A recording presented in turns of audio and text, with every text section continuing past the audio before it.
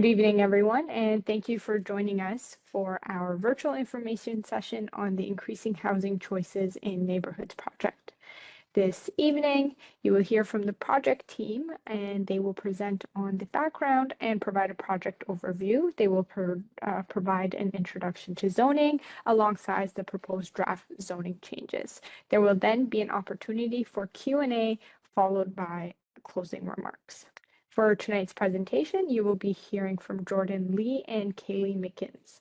Jordan is the manager of zoning initiatives, which is a team of planning professionals who conduct studies that result in changes to the city's zoning bylaw. Kaylee is a planner in the zoning initiatives team and is responsible for this project.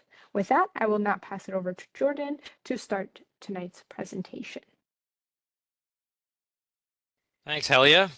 Next slide, please.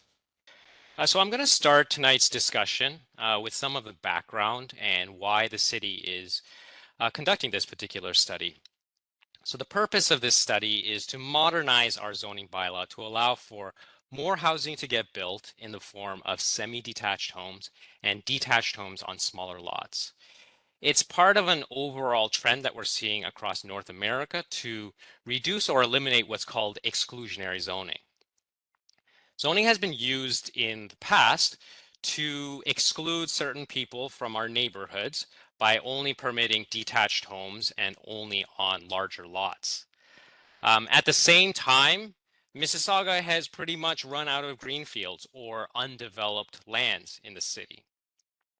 And as a result, we are having to densify our existing areas. And you're seeing that happen in areas such as our downtown, in our major transit station areas, along our intensification corridors like Hurontario and Dundas, and in our growth areas such as areas around our shopping malls.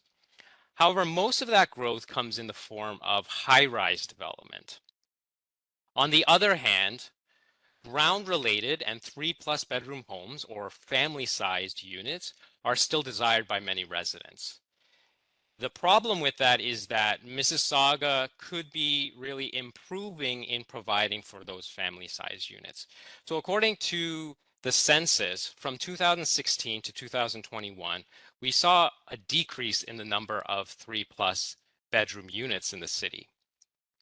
Now, when there's a limited supply of family-sized units, young people and their families, they will look to other GTA municipalities who may have greenfields for those family-sized units. And so what we're seeing is a trend of declining population in many of our neighborhoods. And that has a negative impact to community services and facilities, such as less people using our libraries and community centers, less students in our schools, etc. And in fact, some schools are actually having to expand their catchment areas to include more students. Otherwise, those schools would have to close. Next slide, please. So all levels of government have been making housing a priority. Starting at the top, the federal government has created what's called their Housing Accelerator Fund. And that fund is intended to incentivize municipalities to make changes to allow for more flexibility for housing. And so Mississauga will receive $113 million from that fund, but that was contingent upon certain zoning changes being made, including 4plexes being permitted across the city or 4 units per lot. The province has also released several bills with the intent of getting more housing built. One of those is Bill 23, and that had a requirement that municipalities like Mississauga had to permit up to 3 units per lot, and that includes garden suites and basement apartments.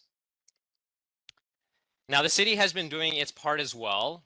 Council endorsed the scope of work for the Increasing Housing Choices in Neighborhood study, and that included a recommendation to collapse official plan and zoning categories. And tonight we're going to be talking about collapsing zoning categories. In addition, in March of 2023, Council approved the Growing Mississauga Action Plan, And one of those actions was to reduce exclusionary zoning that I just talked about in the last slide. So all of these housing priorities and trends have been fully embedded as staff are working on the draft official plan review that was previously talked about by Helia and Kaylee. Next slide, please. So where are we in terms of the overall umbrella of increasing housing choices in our neighborhoods? Well, this is really only one component of it. In November of 2023, 3 units per lot was approved by council.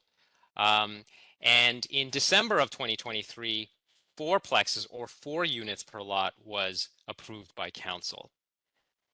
This particular project, the information report, was taken to our Planning and Development Committee in October of 2023. And at that time, council emphasized that they want staff to consult with communities, which is why we're having these 3 meetings.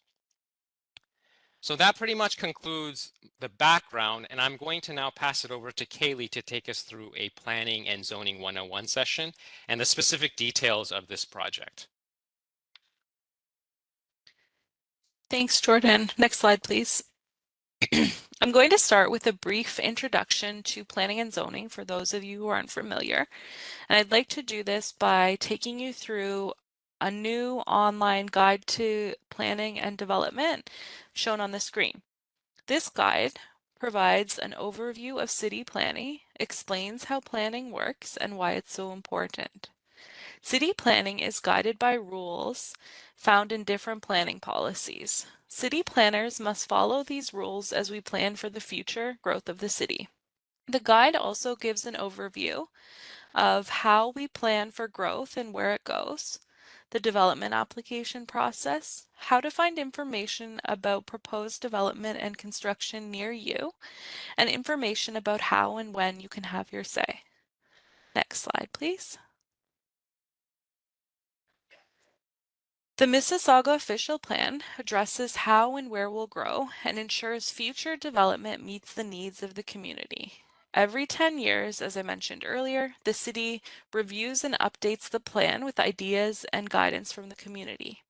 Zoning puts into effect the vision of the official plan by more specifically detailing the use of land on a property-wide basis. Next slide. We discussed this briefly at the beginning, but it's important for tonight's meeting to understand what zoning is because it is a zoning project. And a zoning bylaw regulates how land can be used. It shows where buildings and other structures can be located, the types of buildings that are permitted, the lot sizes and dimensions, parking requirements, building heights, densities, and setbacks, or the details generally covered by the box shown on the left side of the screen. Lot area means how big a lot is, and lot frontage means how wide a lot is. Next slide, please. All properties in the city of Mississauga have zoning. The zoning for the property circled in red on the left is R25, or Residential 2 Base Zone, Exception Zone 5. If you were to look up this zone in the zoning bylaw, you would see that R2, or Residential 2 Base Zone, permits detached dwellings. Exception Zone 5, and that's the dash and the number 5 that is added on after the R and the 2, puts in place a different minimum required lot width from the base zone or general zoning category for the property.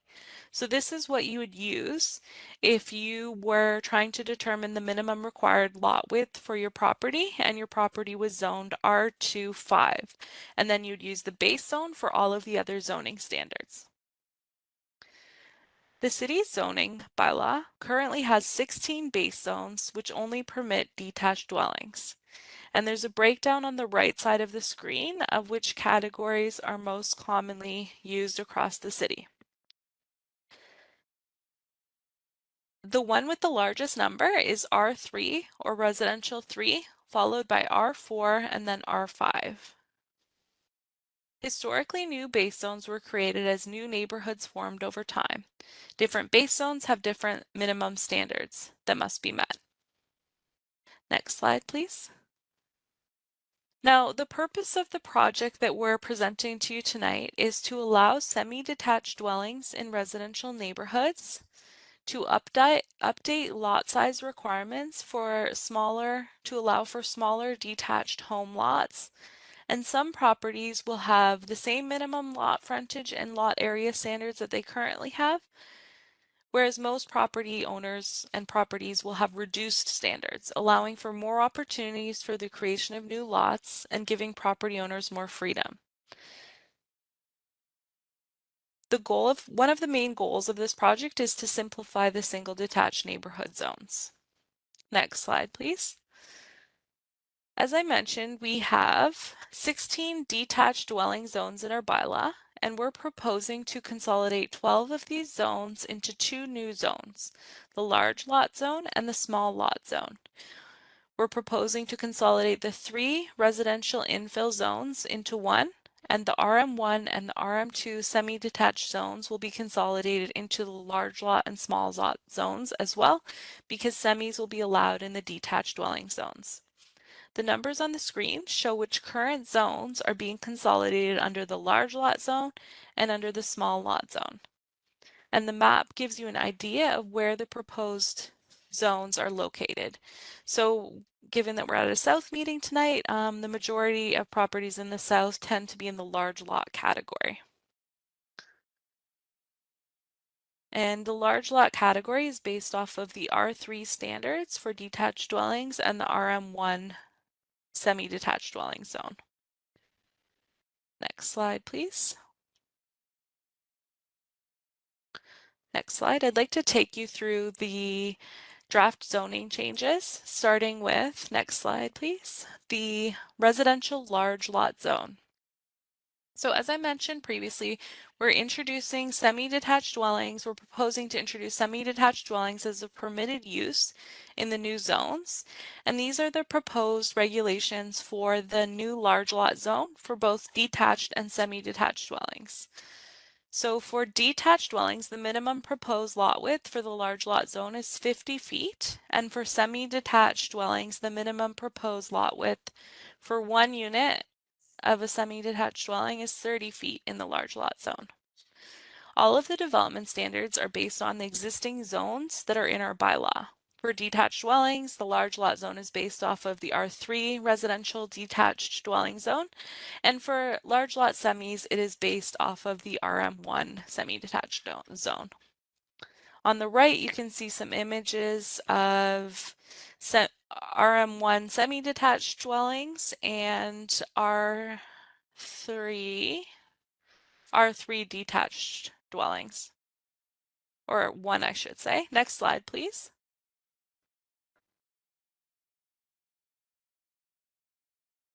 Here are the proposed regulations for the small lot zone. For detached dwellings, the minimum proposed lot width for the small lot zone is 32 feet, and for semi-detached dwellings, the minimum proposed lot width for the small lot zone is 22 feet. For detached dwellings, the small lot zone is based off of the R5 detached residential zone, and for semi-detached dwellings, the small lot standards are based off of the RM2 semi-detached zone. And again, on the right, you can see images of a semi. It's an RM2 semi on the bottom, and on the top, there is an R5 detached property. Next slide, please. We're proposing to introduce a new maximum dwelling height that would be standardized across the city. Right now, we have different maximum dwelling heights depending on the area of the city, but we'd like to standardize that with a maximum dwelling height to the peak of the sloped roof of 10.7 meters. This is the middle ground of the current maximum height regulations in the bylaw, and it would only affect new dwellings, so it wouldn't affect your existing properties. And then for the flat roofs, we're proposing 7.5 meters maximum, and that's unchanged from what we have in the bylaw today.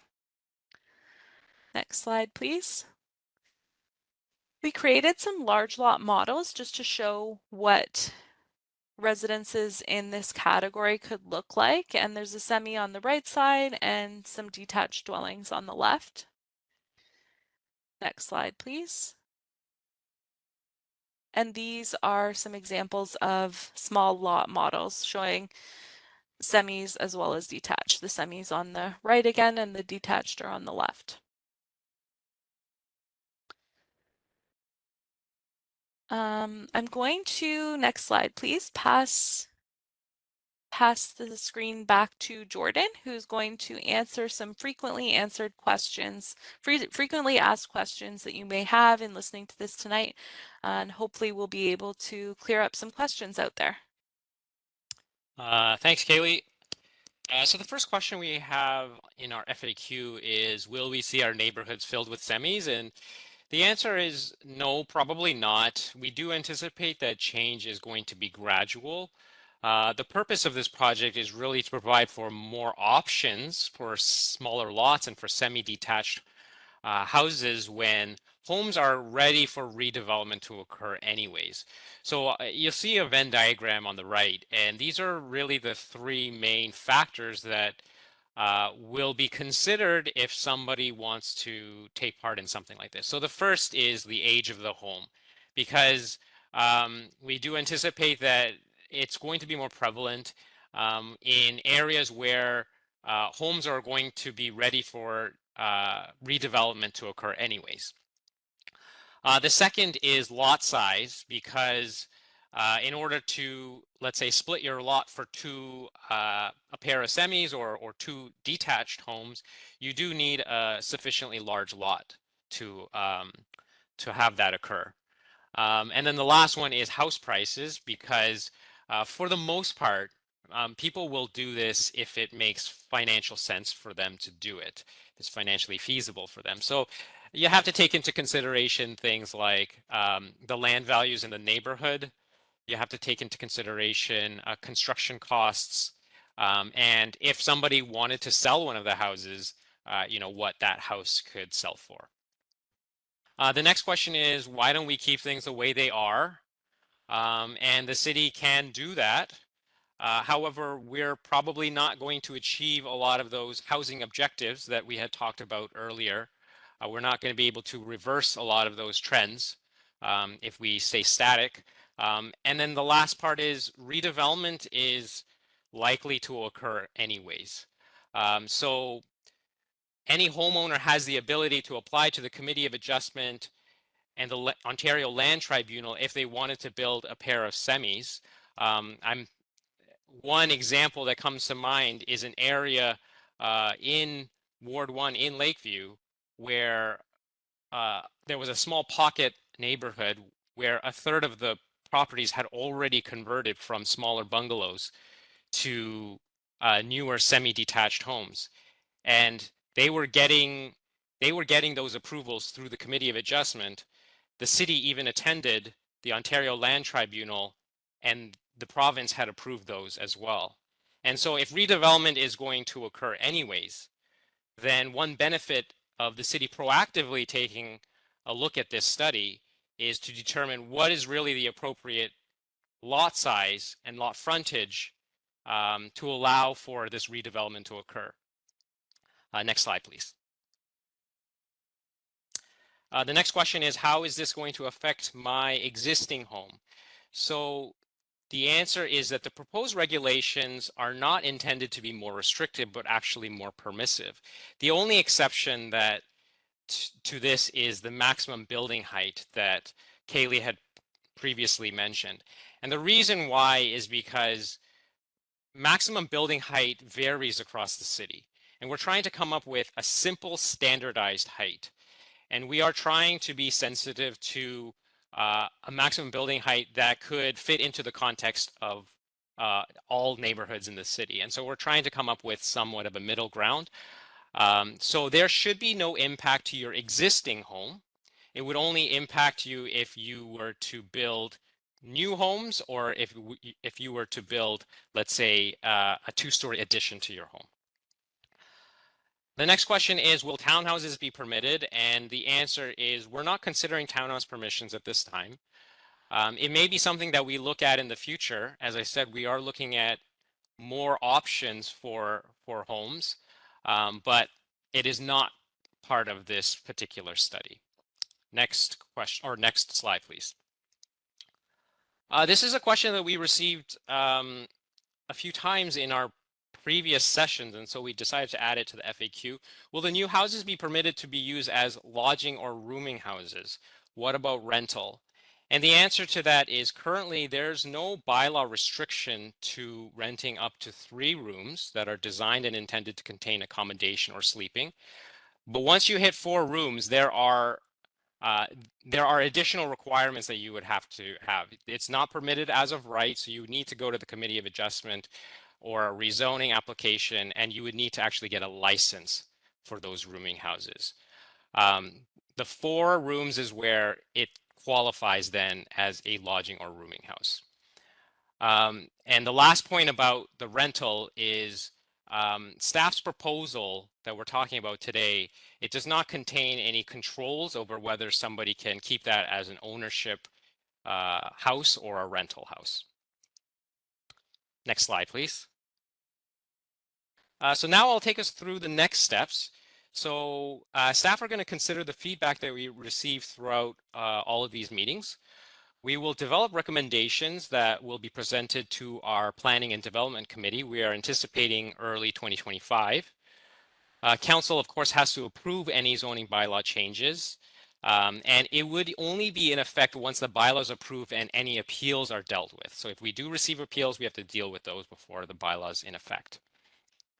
And then the last point is that even if you were to comply with the zoning bylaw in terms of your lot frontage, minimum lot frontage and minimum lot area, in order to split your lot into 2, it does require city approval.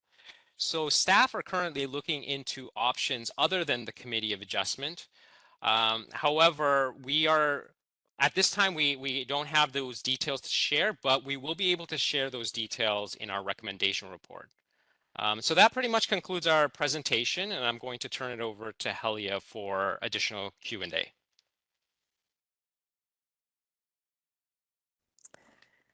Great. So Jordan, first question is for you, actually. So in terms of building envelope, what is the difference between a 4-plex building and a 3-unit per home building? i.e., can a 4-plex be designed in a semi-detached or detached single-family home, or does it have to be in a specific zoned area? Thanks for the question, Helia. So the answer to that is that the city had designed the 4-plex regulations to be permitted broadly across the city where detached dwellings are currently permitted, and that is in the majority of the city. It does have different regulations in terms of what the setbacks would be compared to a 3-unit per home building. So the way that the city of Mississauga had approved the 3 units is that we consider that to be either a detached or a semi-detached or a townhouse with 2 additional residential units that are attached. So the way that the regulations were written for those 3-unit buildings is that they would have to comply with whatever the base zone of that would be. For example, if you had a detached dwelling in an R3 zone, you know, Kaylee had mentioned the different types of zones that we have. So if you had a detached dwelling in an R3 zone, the additional 2 units would just have to comply with what the R3 standards were. For the 4-plexes, when we designed those particular regulations, we built them from scratch. We decided, let's figure out what is an appropriate built form in terms of what a 4-plex would be. And so we built them from scratch. So we took a different approach than what we did with the 3 units. Now, the difference with also, there is a slight nuance to the 4-plex question because you can also do a conversion of an existing building, but then that would have to be within the exact same building footprint. Great. Thank you very much. Why are the heights so low? Should we not have at least 4 stories as of right? This seems kind of restrictive. Yeah, thanks for the question. So, I mean, we're asking for feedback on some of the regulations, and so you know, if the comments are that you think that the heights are too low, then we'd like to hear those comments. We did design this to the regulations that we're proposing tonight to accommodate a 3-story building. They wouldn't be able to accommodate a 4-story building, but we felt like we're trying to um, provide for these additional housing options while also trying to be sensitive to the character of our neighborhoods. And so thank you for the question, and we'll take that feedback. Perfect. Is Mississauga considered more dense zoning? For example, the missing middle 4 to 6 floor buildings. Kaylee, would you have an answer for that? Thanks. Sorry, Helia, can you just No, no repeat the worries. question? Yeah, of I course. apologize. Is Mississauga considered more dense zoning? For example, the missing middle 4 to 6 floor buildings. Maybe I'll take that question, Helia. So I think the question is asking, are we considering more dense zoning? Like, are we going Yes. to go beyond kind of what we've done for fourplexes? And the answer is, as part of our increasing housing choices in neighborhoods overall project, we're looking at other potential initiatives. So I kind of discussed at the end that we could potentially look at expanded townhouse permissions where that would be appropriate. We could potentially look at multiplexes beyond 4 units. But at this time, we're looking at this as another tool within that kind of larger umbrella of, gently densifying our neighborhoods. Wonderful. And I just wanted to give it a little friendly reminder that please use the Q&A function to ask your questions. Thank you so much. So the next question, Kaylee, if lot size is around 40 feet to split that lot, is that minor adjustment or rejection? Or rejection? Sorry, I think the question is about Rejection. if this is something that would be, if Maybe it could be rejected by the city if the lot size is appropriate. So this is something that would be taken to the Committee of Adjustment. If you were proposing a severance or subdividing your lot into 2 lots to build a semi, for example, that would be an application to the Committee of Adjustment. So it's not the city that determines if that is approved or denied. It's up to the Committee of Adjustment and the members of the Committee of Adjustment to determine if that's appropriate or not. I would think that if the lot size meets our minimum lot standards as well as our other standards that we are hoping to put in place through the zoning bylaw amendment, that would be something that the committee would be able to support. But there are always extenuating circumstances, so I can't give a definitive answer on that. For example, if you had a storm basin in the backyard or something, that would need to be protected. Perfect. Thank you so much. Jordan, I know you touched on this a little bit, but if you can expand, we have a question about townhouses. So why are townhouses not included in this initiative? It makes it much harder to find lot sizes large enough, but if builders can go up 3 to 4 stories, that would make building these much more achievable and offer more choice. I mean, this is an initiative that we were trying to focus on, um, permitting smaller lots for detached and semi-detached homes. We didn't want to increase the scope of this project so much so that it was like a huge project. And so we're really trying to achieve the initial scope of this. It's something that we can contemplate in the future, but we hadn't really included it in this particular initiative. Right, thank you. Next question. Will these changes affect existing regulations surrounding fourplexes? Additionally, will these changes to the bylaws allow for multiplexes in these new semis generated by these changes? Thanks, Helia. So we're not considering multiplexes through the work that we're discussing tonight. In terms of if the existing regulations surrounding fourplexes are going to be changed through this, we're not proposing any changes to the fourplex regulation. And I believe Jordan mentioned some comments about fourplexes earlier. I'm not sure if there's anything you want to add on to that, Jordan.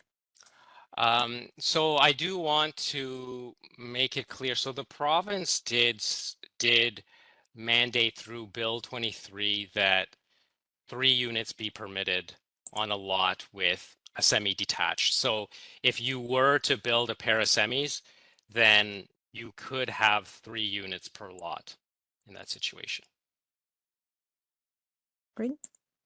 Changing things up a little and asking a little bit of a different question. So have you considered the increase in traffic when increasing the number of dwellings, and what can be done to mitigate already difficult congestion in the city? Not sure, Kaylee or Jordan, which one you want to take on.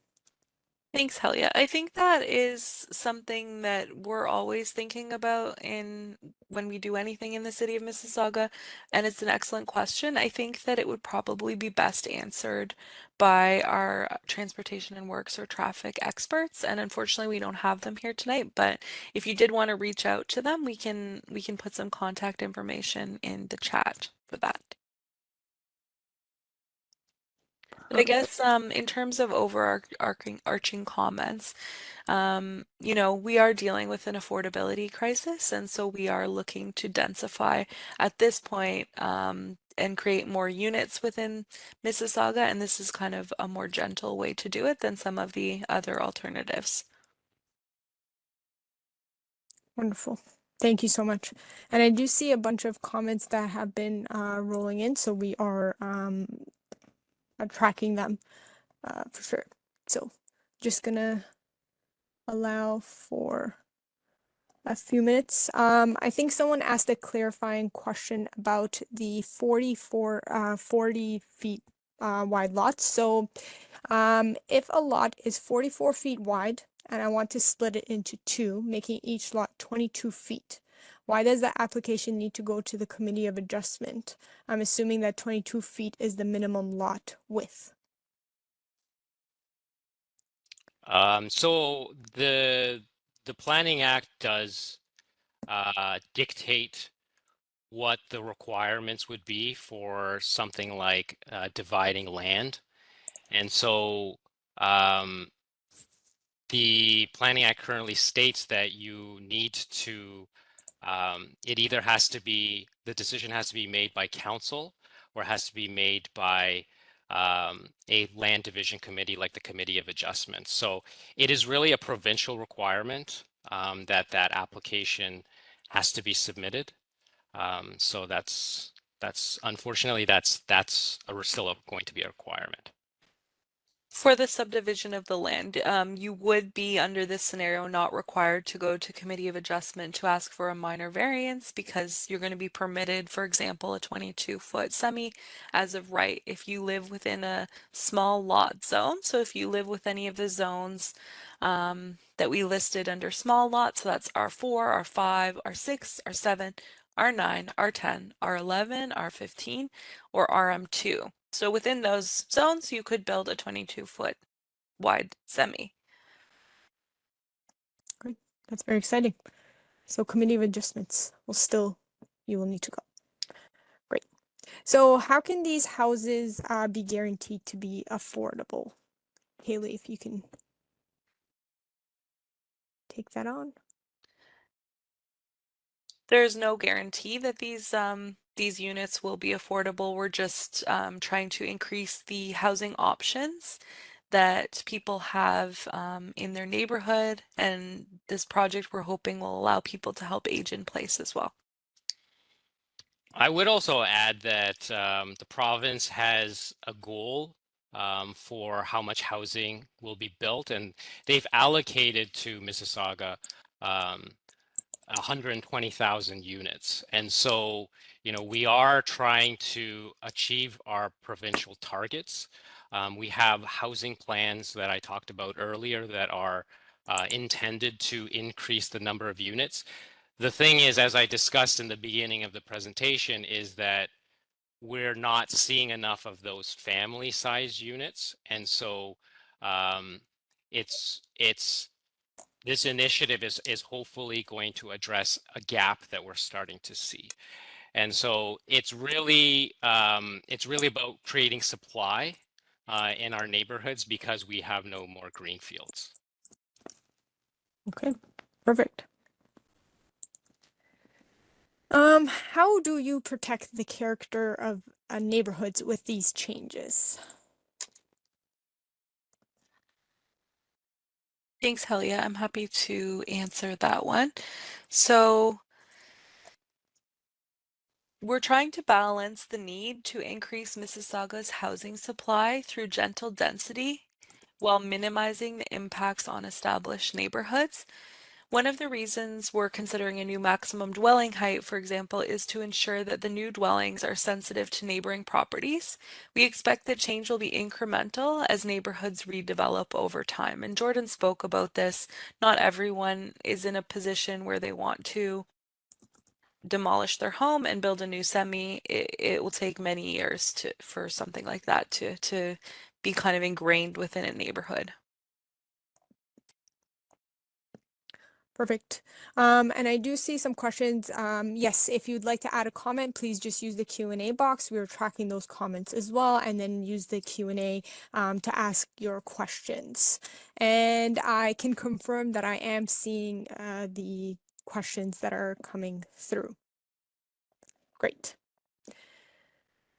So just waiting to see if there's okay, so question was, can you be a bit more specific and let us know how many new units per ward? Jordan or Kaylee? Not sure who wants to take this on. We have done analysis of each particular ward. If whoever asked that question wants to reach out to us afterwards, we can kind of share that information. We can also have it as part of the recommendation report that ends up going to our Planning and Development Committee in the future. We do have stats on kind of citywide what type of potential this could have, and it's roughly between like 25 to 30% of lots could really split for a pair of semis, whether you're in the small lot zone or the large lot zone. Right. To what extent does this help increase access to starter homes for first-time home buyers?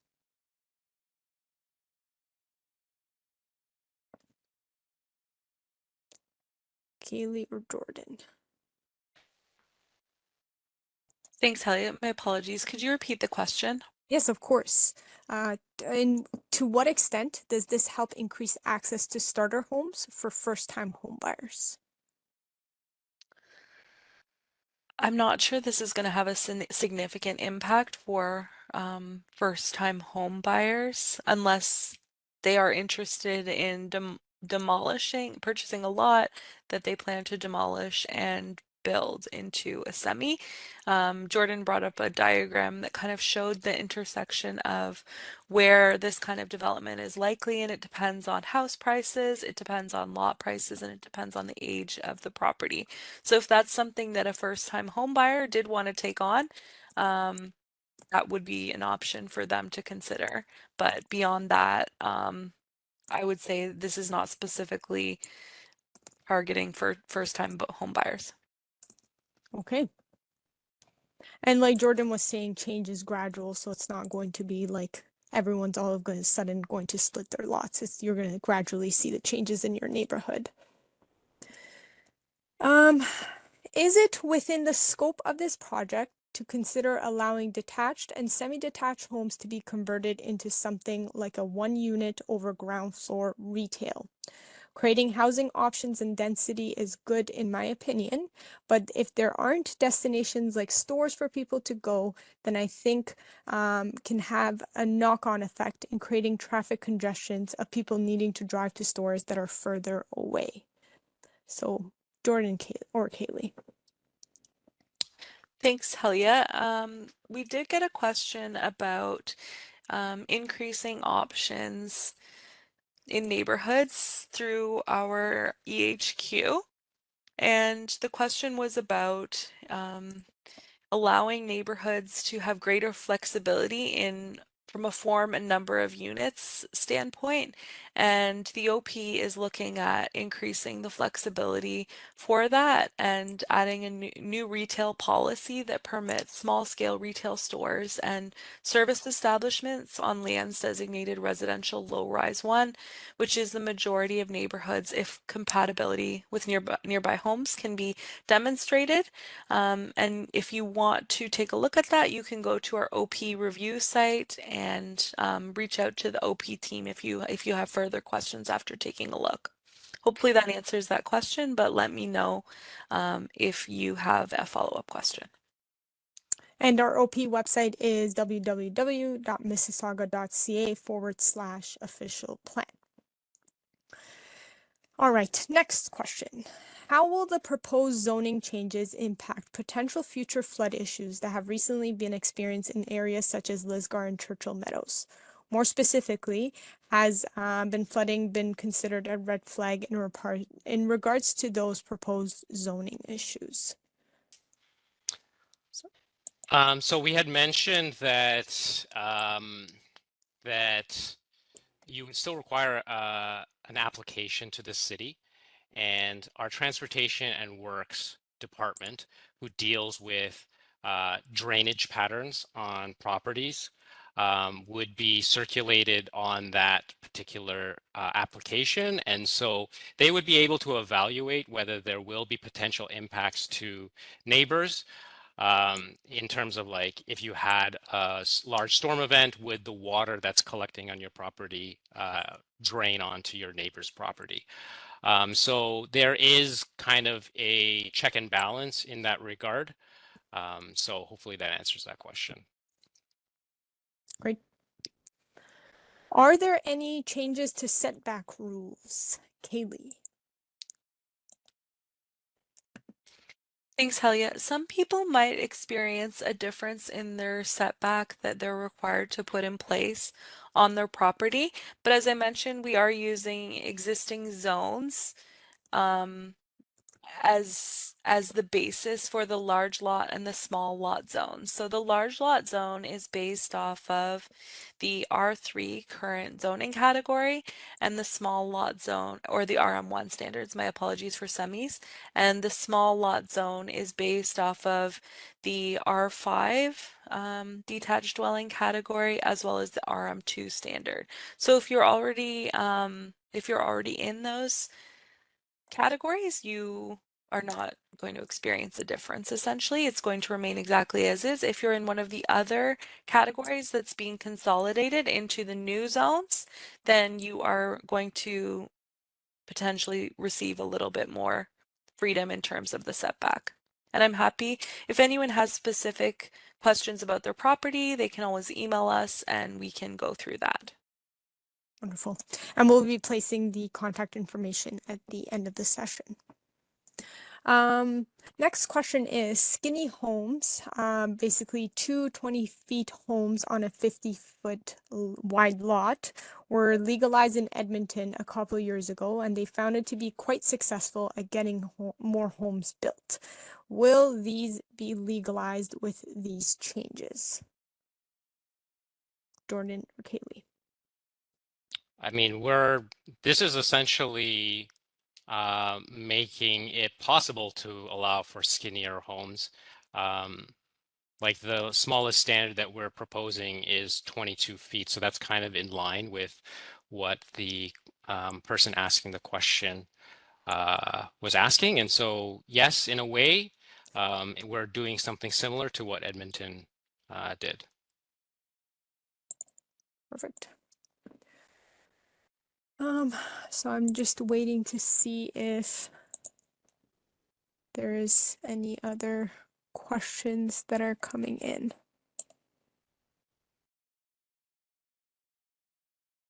But in the meantime, is there any additional information based on these questions that you'd like to share with us that you think would be good to know? No? Okay. So I have a question then. As a developer, when purchasing a property that I plan, so this is a scenario, when purchasing a property that I plan to split into two and build two new semi-detached homes, can I be sure that meeting the new lot size requirements will result in my application being approved, or is there still a risk that my application could be rejected?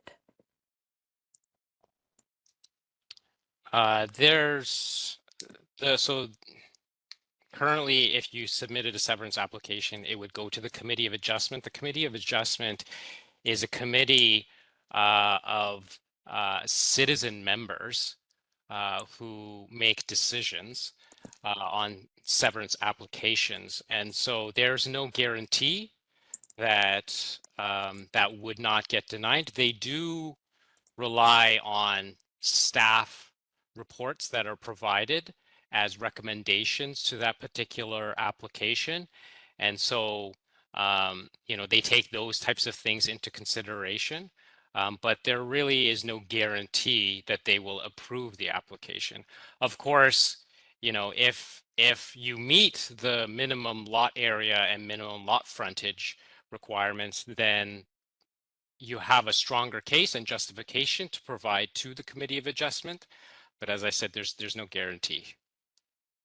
And they did clarify that they mean more in the future and not now for this particular scenario. So they are looking for some security before they buy a property to know that they're going to be able to do this, essentially, it sounds like. I'm assuming so.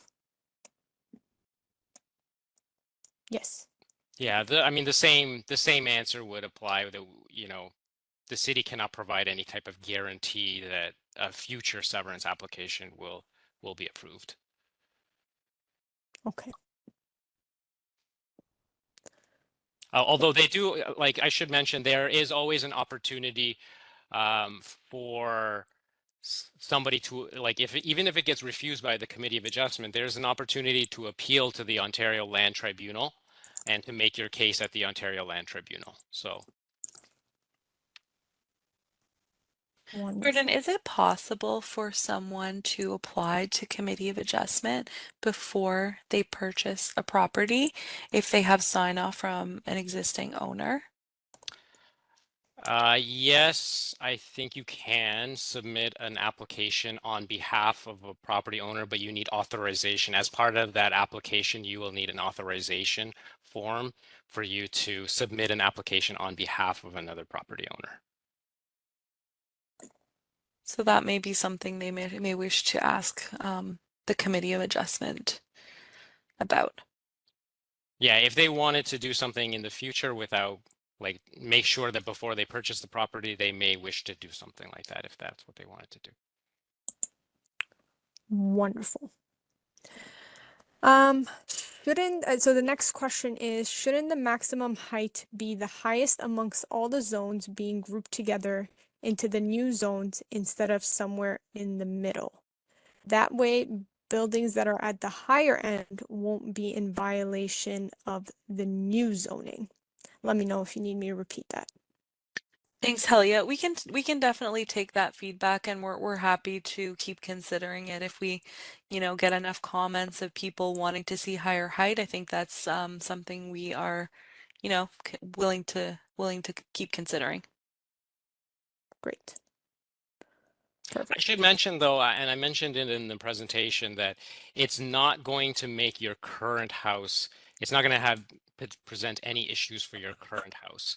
It would really only be if you were to build new houses, then they would be subject to some of those new regulations. Wonderful. The next someone asked, will this video be made available to the attendees? And yes, we are recording this session and we'll make these videos available in the coming weeks. If you haven't already, and we'll share the website link, please sign up to stay up to date. There's a newsletter option at the right-hand side of the screen on the website. Just place your email, sign up, and we'll be emailing everyone once the videos are up for everyone. The question is about COAs again, Committee of Adjustment. So why, I'm assuming, so why the change to the zoning if they will still need to go through the COA, if even now we can just go to the Committee of Adjustments? It does still limit the risk for appeal if we have this in place as something permitted as of right. So that's the advantage to residents with putting this in place. Wonderful. And hope that clarified everything about the Committee of Adjustments. Also, if you were to, right now, if you were to try and do that, you would still require 2 separate applications. So there would be a severance application and an associated minor variance application. And they usually get approved hand in hand. So if you were requesting frontage that the committee thought was much too small that from what the base zone requires or what your property permits, you could end up getting both the severance and the minor variance application refused. Good to know. So it does save you a little bit of, it saves you a little bit of money as well on the application. Great. It's good to know. Love saving money. Just a friendly reminder, someone asked where they leave the comments. All comments and questions can go in the Q&A box, and we're tracking all of them, and we'll be saving all of them as well. Question is, higher density may and will probably require additional bylaw enforcement. Has this been considered? Thanks for the question. We will consider that and answer that in our recommendation report, or if they want to reach out to us, we can respond on that one. Wonderful. And again, we'll be adding Kaylee's information at the end. I do see more comments coming in. And question that came in, are parking requirements being updated as part of this zoning review? Thanks for the question. We're not considering updating parking requirements at this time. So 2 parking spaces is required for a residential detached dwelling and a semi-detached dwelling, and that's going to remain the same. Wonderful. What about the areas of the city that are protected by the official plan policies in terms of lot sizes? What does that look like? Thanks, Helia. So that is actually being updated through our new official plan, and we will also need to do a MOPA as part of this project in order to address areas that have policies in the OP that will need to be updated to allow this to move forward essentially. But so some changes are coming through the official plan review, and we're also going to need to propose a Mississauga official plan amendment to allow this to move forward. And all of those changes will be indicated in the recommendation report. Wonderful. Why is the plan to choose a maximum height limit for new builds rather than a plan that could be more flexible for the future? As an example, new homes, home plus retail being within 1 to 2 stories of the adjacent building. Jordan or Kaylee?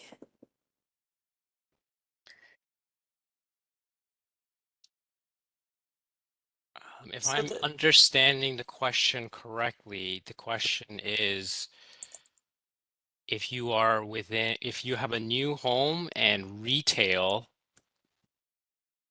sorry, I'm not understanding the question. No problem. If you don't mind, please clarifying your question, and I'll be more than happy to ask. So, okay, on to the next question, and we're just waiting for them to clarify the question. Is this new zoning bylaw applicable to special areas like Trelawney and Lisgar? I guess this is very specific. Yeah, so that's a good question. So Haley had mentioned that most of our detached dwelling zones are going to be collapsed into these new residential small and residential large lot zones. The challenge with that was that the Trelawney lots are very unique in terms of the city. And so they have actually been excluded from this because of the challenge with trying to accommodate, the semi-detached built forms on those types of situations. So thank you for the question, but those have not been included. Okay. No problem. I'm just waiting to see if the individual provided clarification for their question. In the meantime, do we list what areas are not included? I guess the map. Thanks, Helia. The areas that are not included are the ones that are not included within our zoning category. So it's R12, R13, R14 are not being included. R16 is not being included. I believe that's all of them. And those were in the presentation. So if you want to look back to remind yourself, you can look at that. Perfect. And we will be posting the presentation up as well alongside the recording in the coming weeks for anyone that is interested. Wonderful. I'm just waiting. There's no questions that are coming in currently. But there were some questions about development applications, and we'll put an email address for you in the chat. But actually, this is very specific to strip mall and Lisgar, so we will be placing our colleague's email for you in the chat. But if anyone is interested about their property zoning, there is an actual website, and we'll place it in the chat for you, and you can find out what your property is zoned at. In the meantime, we'll also share within the chat our website, so we'd love to have you sign up and receive any other additional information that we will share throughout this project. Okay. So a question is 2 seconds. Sorry. Let me just. Why is the plan to choose a maximum height limit for new builds rather than a plan that could be more flexible for future builds? This could be setting a bylaw that building a new home can be at a height that is 1 to 3 meters taller or shorter than the adjacent buildings. So this is clarifying the initial question. And I can read the initial question and the clarifying if you need it. Sorry, can you just ask the clarifying question or mention the clarifying question again? Of course, yes. Why is the plan to choose a maximum height limit for new builds rather than a plan that could be more flexible for future builds? This could be setting a bylaw that building a new home can be at a height that is 1 to 3 meters taller or shorter than an adjacent building. Well, the intent really was to standardize height across the city. We have certain areas that have lower heights in the city. We have certain areas that have higher heights in the city. And so by creating a middle ground. We're hopefully saying that this is a simplified regulation and it can be, it can fit in the character of what even the lower ones and the taller ones. So that's why we're trying to come up with kind of a maximum height that will really be fitting with all neighborhoods. Great. I hope that provided you an answer. Okay. Could the standardization be that flexible or more flexible? Thanks for the question. I think that that would be something that would be administratively very complicated for zoning to administer. But it's definitely something we will look into and provide a response to in our recommendation report. Wonderful. From looking at the map of the new zones, it looks like most of the city is still in the large lot zoning, which is more restrictive to building more housing. Can more zones be added to the new small lot zoning so more people in the city can build higher density? Well, actually, based off of our analysis, the large lot zones are where you actually have more potential. Because as I mentioned, that one of the main factors in potentially allowing for something like this to happen is lot size. And in South Mississauga, you tend to have larger lots. And so that's actually the opposite, where it's actually more of an opportunity in South Mississauga to potentially do this. Right.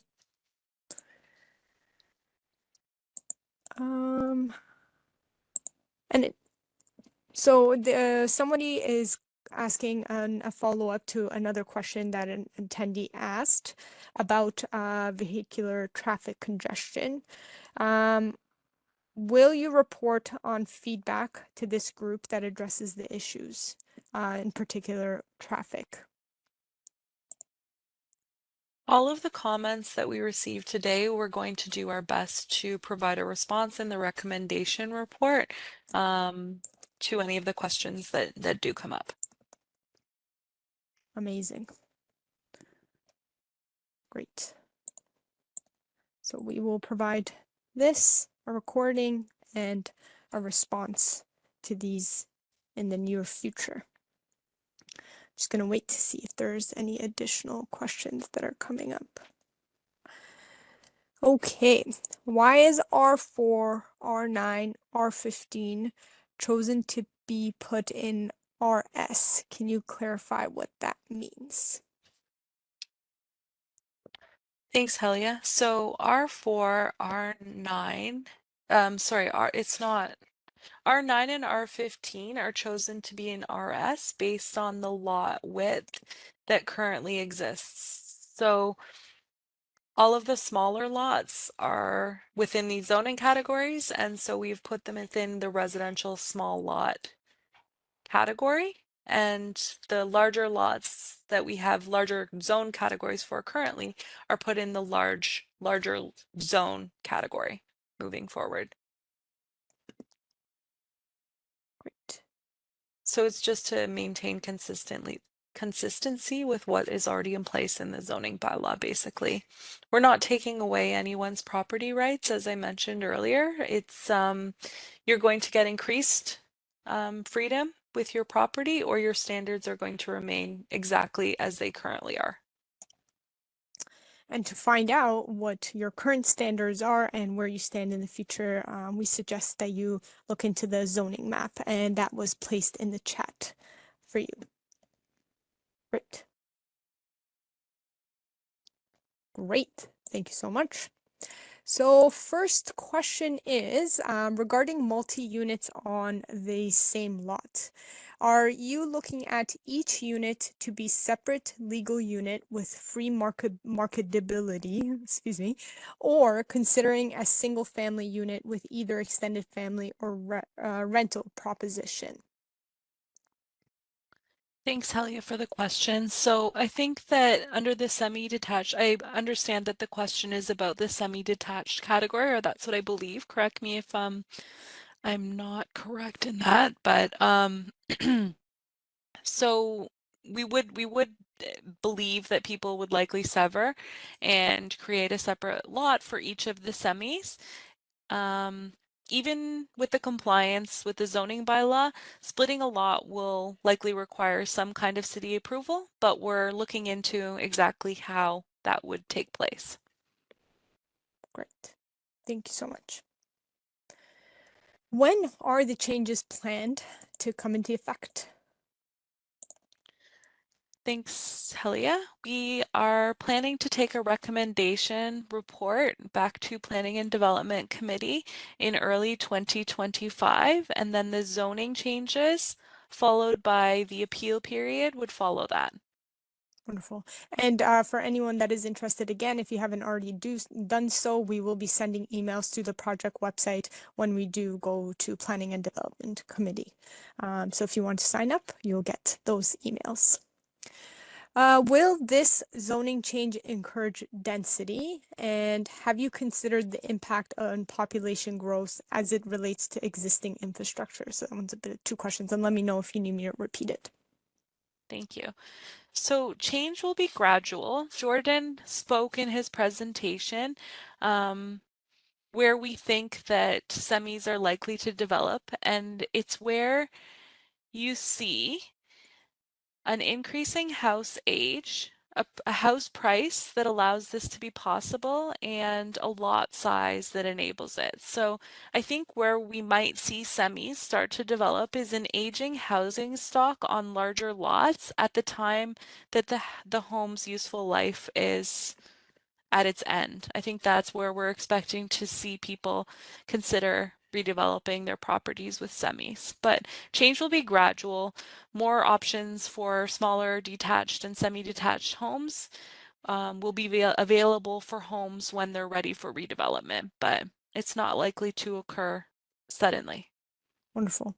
I understand change will be gradual, which is great, but do you expect any areas to see the most amount of growth?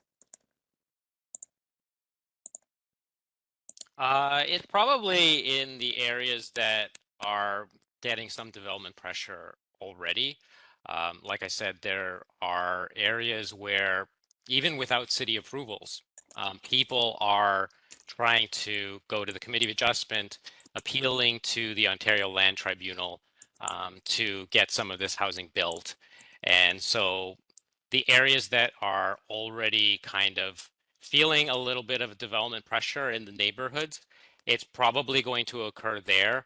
But like I said in the presentation, it's one benefit that we have is that if you leave it to the Committee of Adjustment or if you leave it to the Ontario Land Tribunal, there's less of an ability for the city to kind of control the regulations. So, determine whether it's appropriate. And so it's I think of benefit for us to proactively look at this and encourage it in the appropriate scenarios. Wonderful. So I think you've kind of touched on this, but is this being done to help address the housing crisis and increase housing supplies? And do you think this will have any measurable impact on the housing supply?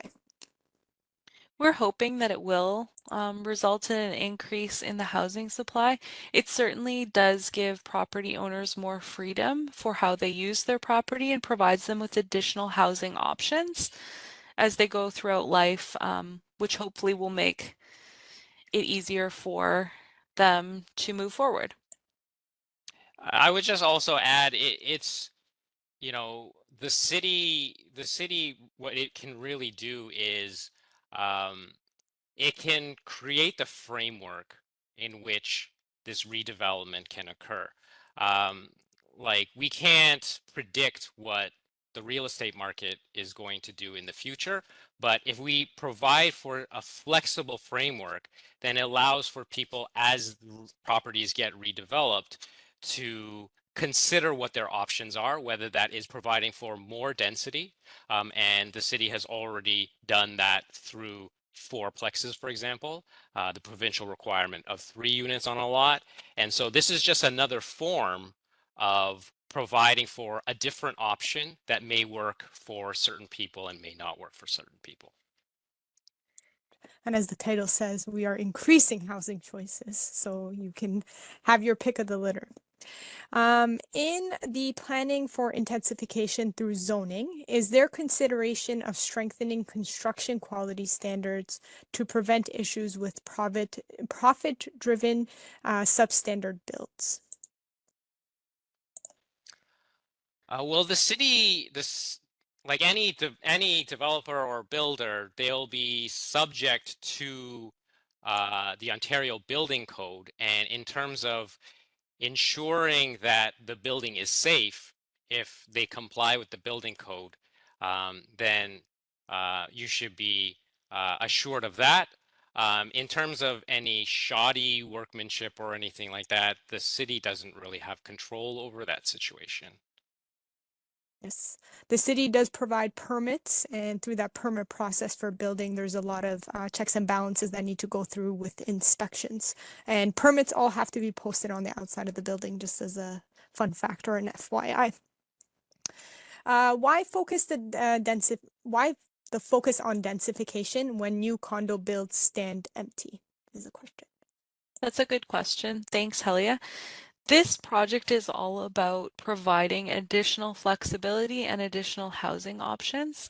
As Jordan spoke about in his presentation, there is a demand for ground-related units by some people. That's their preference, and other municipalities are outpacing Mississauga in terms of their construction of 3-bedroom units and up in particular. And so the hope is to increase the supply of those housing units within Mississauga for people that prefer them. Providing different options. Providing different options for families in particular who want Yes, those exactly. larger units. Exactly. And this is a question along the same lines as providing units for families. So will there be a minimum size requirement for semi-detached units to ensure adequate livable space? We've seen very small condos that aren't suitable for families.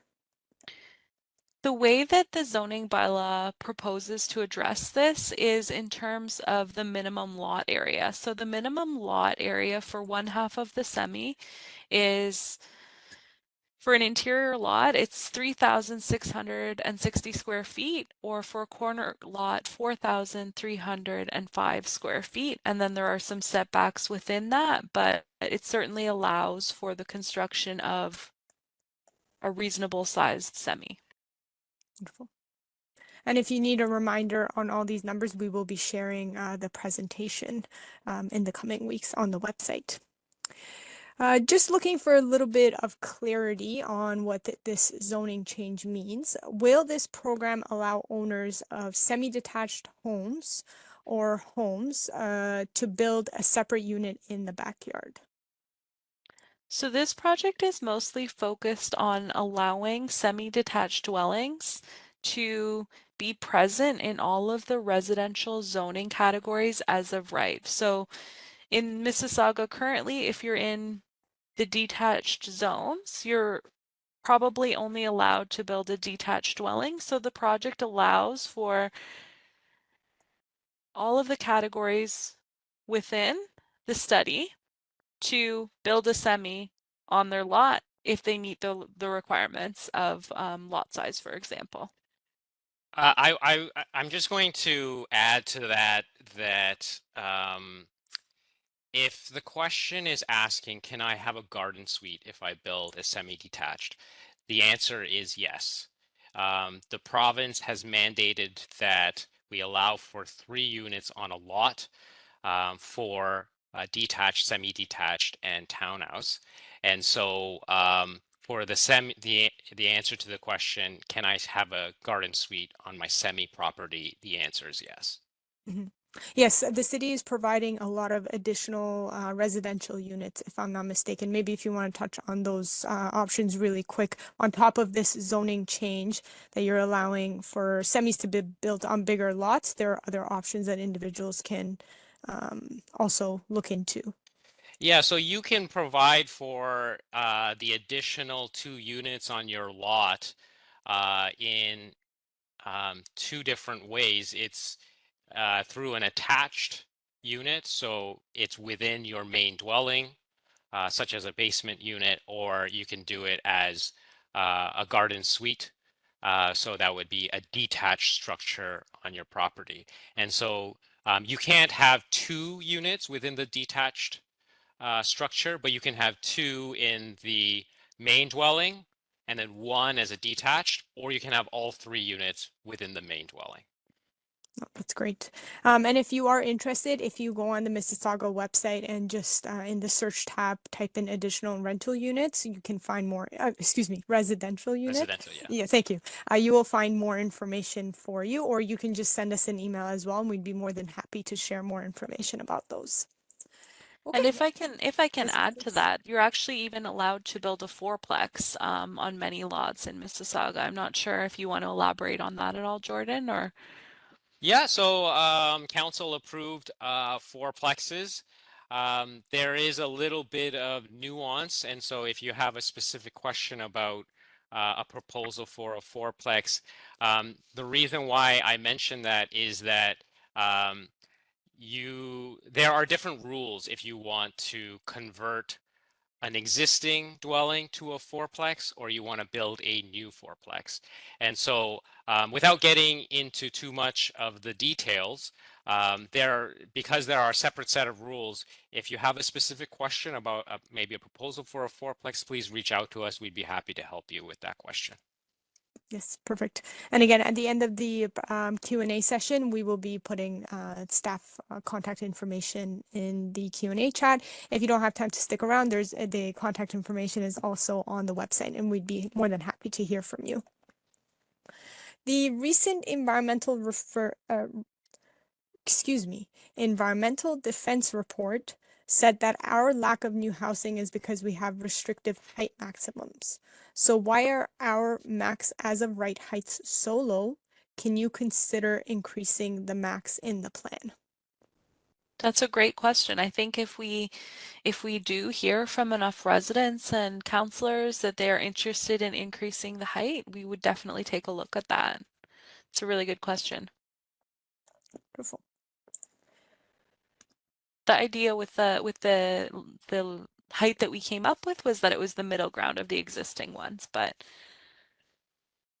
we're more than open to hear other feedback on that. And you have time to provide your feedback at this session or just until the bylaw is introduced to council. Sorry, Helia. I'll just also add another point to this.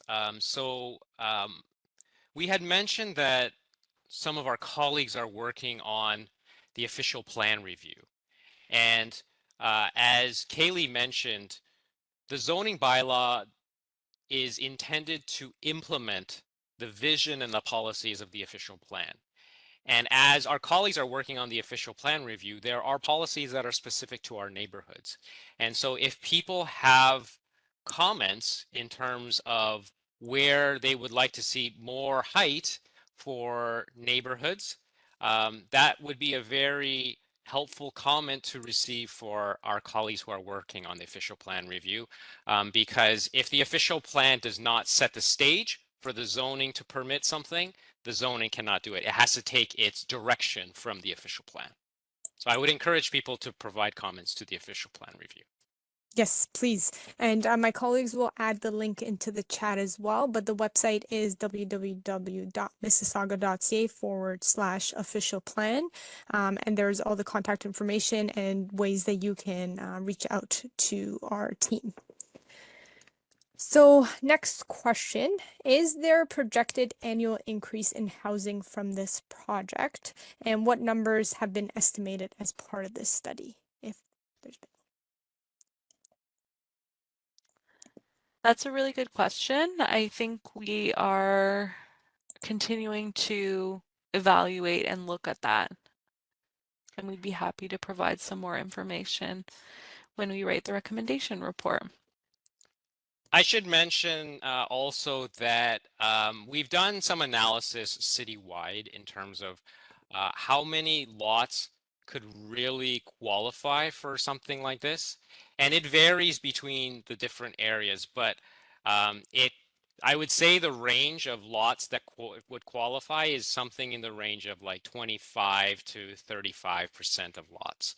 And so it's not like every lot would qualify, but it is a significant portion of the lots in the city that would be able to do something like this. And then there is always the option if you wanted to sever your lot and it doesn't meet the minimum lot area and lot frontage requirements, you always have the option of going to the Committee of Adjustment and asking for a variance for that. Great.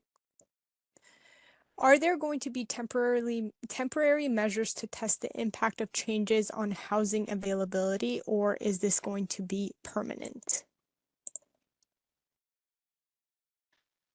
I believe this is a permanent plan that we're moving ahead with. I'm sorry, I don't understand the question. This is not a pilot project, if that's the question.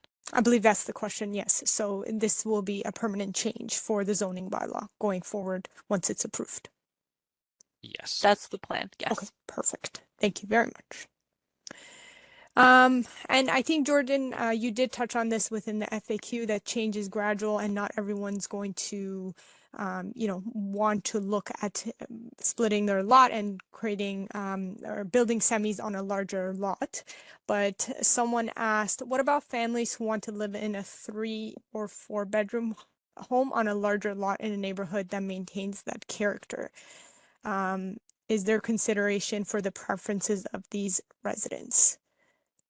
So the zoning changes that we're proposing here don't impact existing homeowners in that they're able to continue with the lot sizes they have. There's no maximum lot size. So if they did want to have a larger lot, then that can continue. It's just giving options for some smaller homes to those who are interested in pursuing that. Yes. So this won't necessarily change the housing stock anytime soon or potentially much in the future. The change will be very gradual. Exactly. If you think about how many people are wanting to tear down their house and start all over, that's quite disruptive. And I think that the economic factors will need to be at play to allow that to happen. Great question. Great answer. So it seems that many older homes on larger lots are being purchased by developers who then build large monster homes, quote unquote, on them. Is this issue being addressed in the current planning or zoning changes?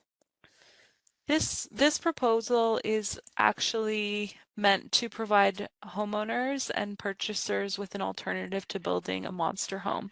Perhaps instead of building a monster home, you'll want to build a semi and create more housing supply for those that are interested in purchasing it or renting it if that's what the homeowner decides to do. So instead of building one big home, you can now build smaller ones on your property. Exactly. Does the height rule apply for garden suites? Good question. The garden suites have actually their own set of regulations. Helia, you had mentioned, if you look up Mississauga additional residential units, you can probably find our webpage in regards to, garden suites. And so if you look at that, there's a specific set of regulations for garden suites. But I should also mention that, the province is also looking at potentially removing some barriers to garden suites. And so, as the province comes out with their rules, the city might have to make some changes to our zoning bylaw as well. Mhm. But if people are interested in garden suites, then yeah, feel free to reach out to us and we can give you some more information about those. Yes, and the city has conveniently provided pre-approved plans for garden suites that individuals can take and build their own on their property if they match, if they're eligible to build them, which is really great because I've heard those plans are expensive. So, why 2 plans? If a homeowner has the lot size, they should be permitted to build smaller semis, attracting younger families, filling schools, etc. rather than the two categories? Is that the idea behind that question? They're suggesting that everyone should be able to build the smaller I believe size, I so, think. yes. It's a good question. That's something we can keep thinking about. Jordan, do you have anything you wanted to add to that? Sorry, I'm maybe I wasn't following exactly what the question was asking.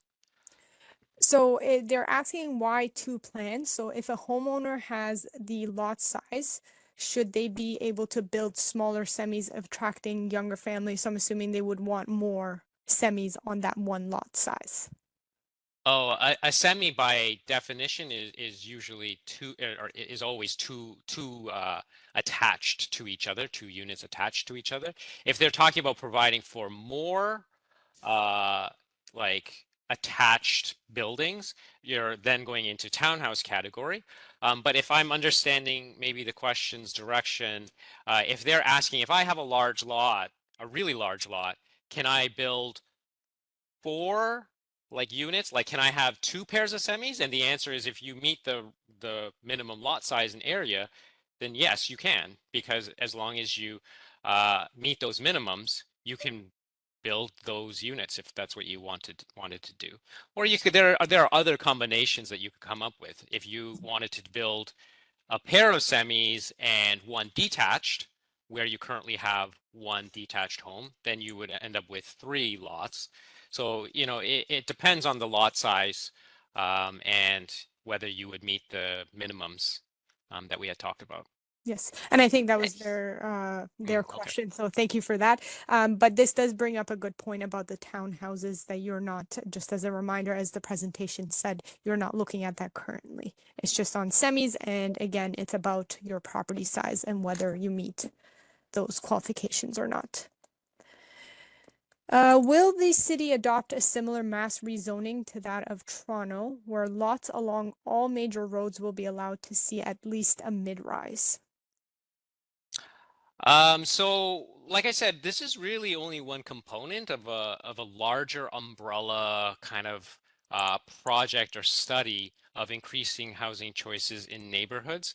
Um, we we have other housing initiatives that we're hoping to look at. Um, it's a possibility is what I would say.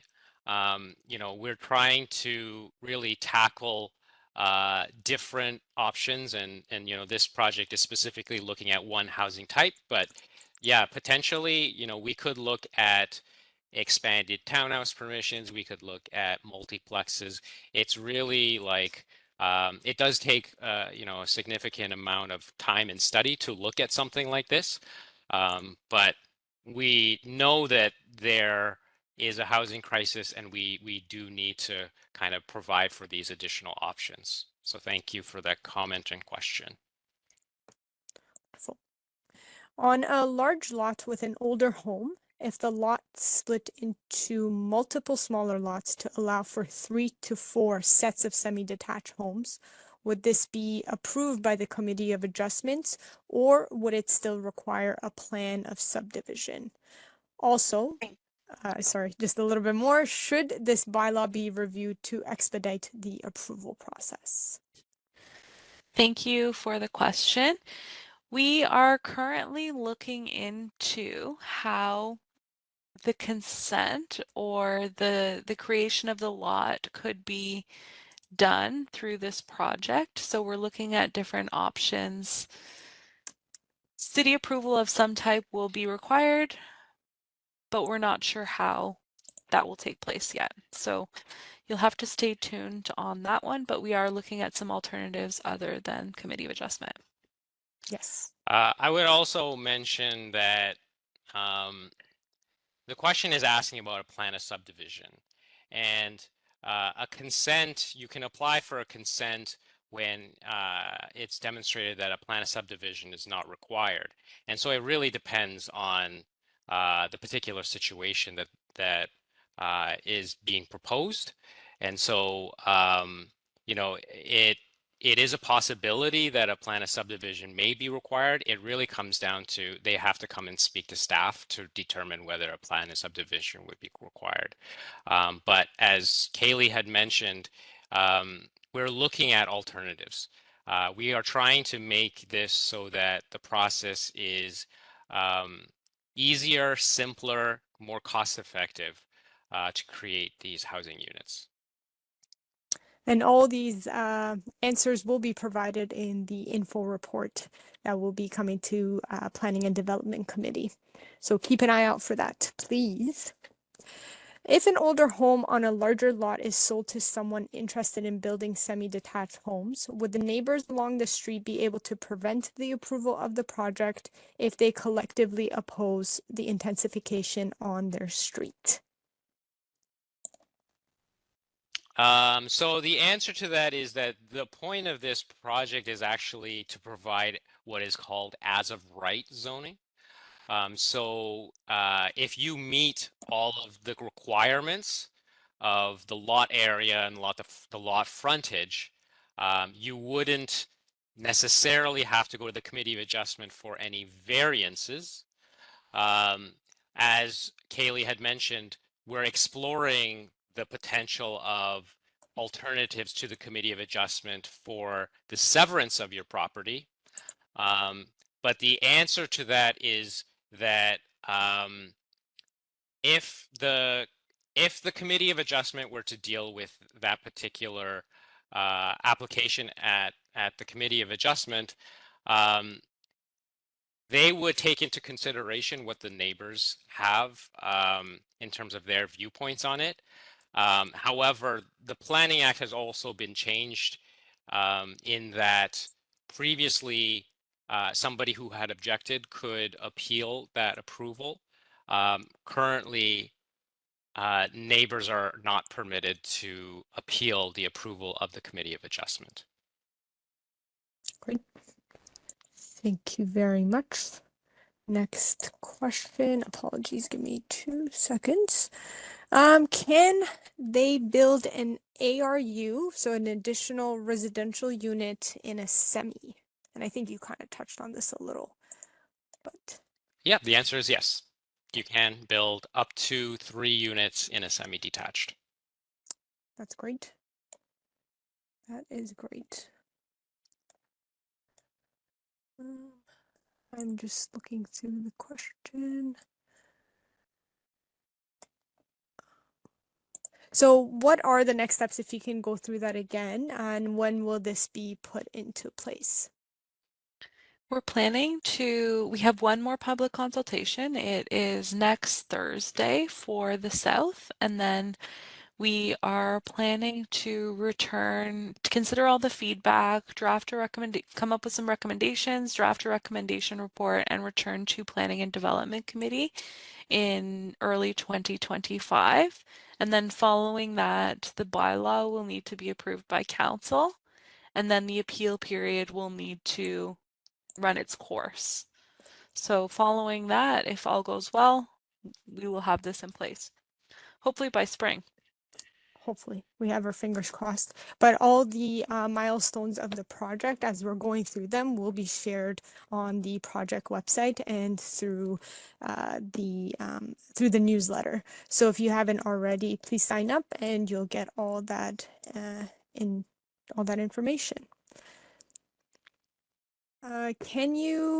So they asked what steps can be taken to stop the proposed changes, and if you can clarify, are the proposed changes as it relates to the zoning bylaw or as it relates to the developments potentially? These are proposed changes to the zoning bylaw Okay. that we are here before you tonight on. So it's not about a particular development or a particular proposal. What we're asking to do is to change the zoning bylaw to allow people to build semis without our permission except for the severance, probably the creation of the lot as of right on their property if they live in a detached residential category in Mississauga. Great. Not all of them, though. We listed the categories that are included in the study. Residential 12, 13, 14, and 16 are not included in the study because of their unique configuration or because they're on a condo road. Right.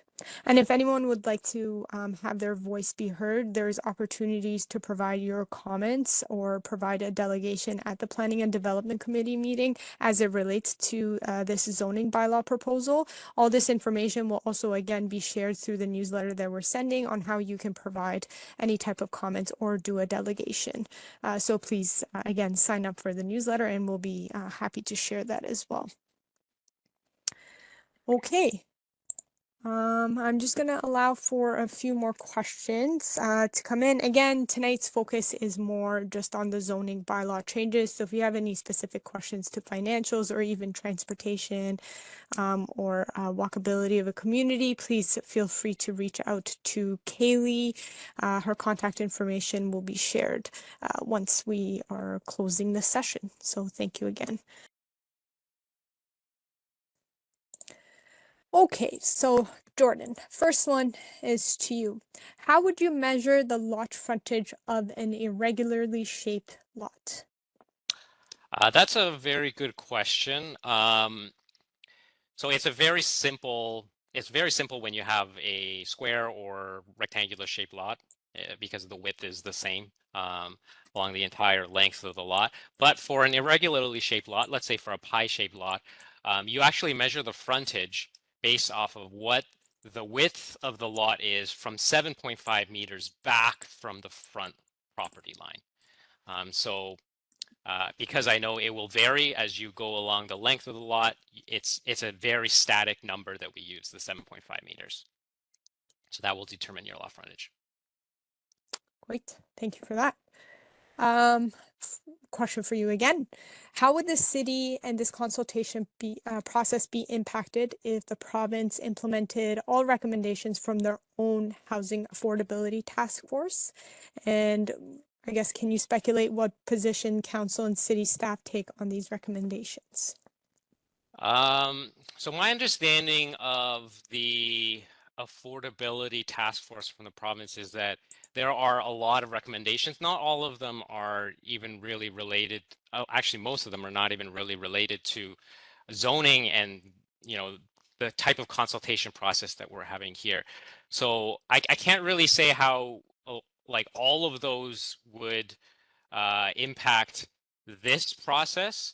But what I will say is that the province has recently, because of the housing issues that we're dealing with in Ontario, the province has taken more of an interest in zoning and requiring that municipalities change their zoning. You know, I mentioned in the presentation, Bill 23 required that municipalities do permit 3 units per lot. We call them in Mississauga additional residential units. And it recently closed, but the province was also even asking for feedback on those additional residential units in terms of how can we remove barriers? Like, what are the zoning barriers that are preventing people from building these additional residential units? And so what I can say is that if the province is going to require the municipalities to implement certain requirements from a provincial level, of course, the municipality will have to comply with that. What we tend to do is we try and take a made in Mississauga approach while complying with those provincial regulations. In terms of any position that council has, I cannot speak for council, so I'm not sure if I'm able to answer that portion of the question. Fair enough. And I guess we will see what mayor and council will have to say if it does come to that as well. Okay. Kaylee, question for you. For this zoning review, what will the impact be on the tree canopy? Can you speculate on that? Thanks, Helia. So we do have a private tree protection bylaw in the city of Mississauga, and that means that permits are required to remove trees on private property if one or more trees greater than 6 inches in diameter is proposed to be removed from a private property. You would need to reach out to the city on that, and that includes dead or dying trees. So these standards in the bylaw is designed to help protect the tree canopy. Great. Thank you for that. And we do love our trees and the tree bylaw. How do green development standards factor into new home builds versus accessory dwelling units and renovations? Will we see consistent and strict applications of the GDS or green development standards across all scenarios? I think we're going to have to get back to this person on this. I know that the green development standards were recently approved by council, but we would have to talk to the experts who developed that to determine how that would have an impact on this project. So thank you for the question. We'll get back to you on that one. If they want to send me an email, I'm happy to answer that. And I've had a lot of experience looking at the green development standards with high rise, but I will need to read through it carefully to answer the question in this case. Perfect. Thank you so much. And yes, if you can please email the team, they would be they would be more than happy to look into this and also get back to you. For the lot frontage width, do you start with the 7.5 meters back from the road or the sidewalk? So it's actually from where your front property line is. So you don't necessarily own all the land up to the sidewalk or up to the road. It kind of, in order for you to actually determine that, you would have to look at a survey, but we are taking it from your front property line. Great. Next question is, will semis be permitted to be built on lots in, these are specific neighborhoods, Mineola East, West, and Lorne Park? And if so, what minimum lot size will be required to allow for such? Thanks for the question. Semis are going to be permitted in the majority of residential zones. So that's R1, R2, R3, R8, RM1, R4, R5, R6, R7, R9, R10, R11, R15, and RM2. So the majority of zones are going to have semis permitted. And there is a minimum lot area and frontage, and all of those details are on our slide, and we are going to be sharing our slides after, so don't worry. I know that's a lot of information, and we've shared a lot of information with you tonight, so you can come back to the presentation at any point once it's posted for any of the 3 sessions and see those details. Yes, and the recorded presentation as well as the Q&A will be posted on the website along with the presentation. So if you want to go back and listen to it, you can do it at your leisure. What is again, this is about lot size. What is the minimum lot size in South Mississauga that will allow a set of semi-detached homes to be built? Will each semi-detached property be permitted to include 2 additional units within the building envelope, i.e. essential 3 self-contained units per semi, 6 in a set of semis? What will the parking requirements be for such a property? And please let me know if you need me to repeat that. Okay, so you are able to do additional units within a semi. That's the one part of the question. And in terms of the parking requirements, we're not proposing to change the parking requirements, although the parking requirements are per semi, so that would be for each side. And then in terms of, there was a question about minimum lot size as well. So the minimum lot size for the majority of the zones, I'm going to bring up my presentation again here. The minimum lot size for semis for large lot zones is 340 square meters. That's 3,660 square feet for an interior lot. Then it's a little bit higher for a corner lot, 400 meters squared or 4,300 square feet. And that's per half of the semi. Okay. There's a lot of lot size questions, so bear with me. Will you consider reducing semi-lot coverage to 45% of lot size? I mean, we're open to, like, the point of this meeting tonight is for us to hear from residents. And so nothing at this point is set in stone. We're actually requesting feedback. And so, if residents are looking for changes to other regulations that would be implementable for these proposed new zones, we're happy to hear them. Like if lot coverage is something that we should be taking a look at, happy to hear those comments. Great.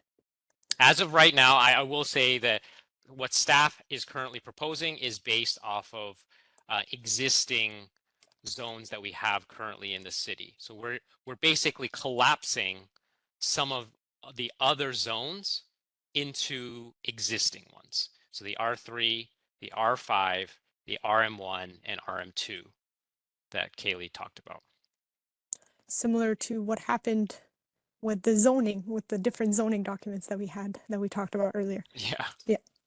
Okay. So compliment first and then a question. You have taken a lot of time and done a lot of research, so appreciate that compliment to the team. May you speak to the reason semis were chosen over singles to maintain neighborhood character, to not detrimentally affect the character? Thank you for the question.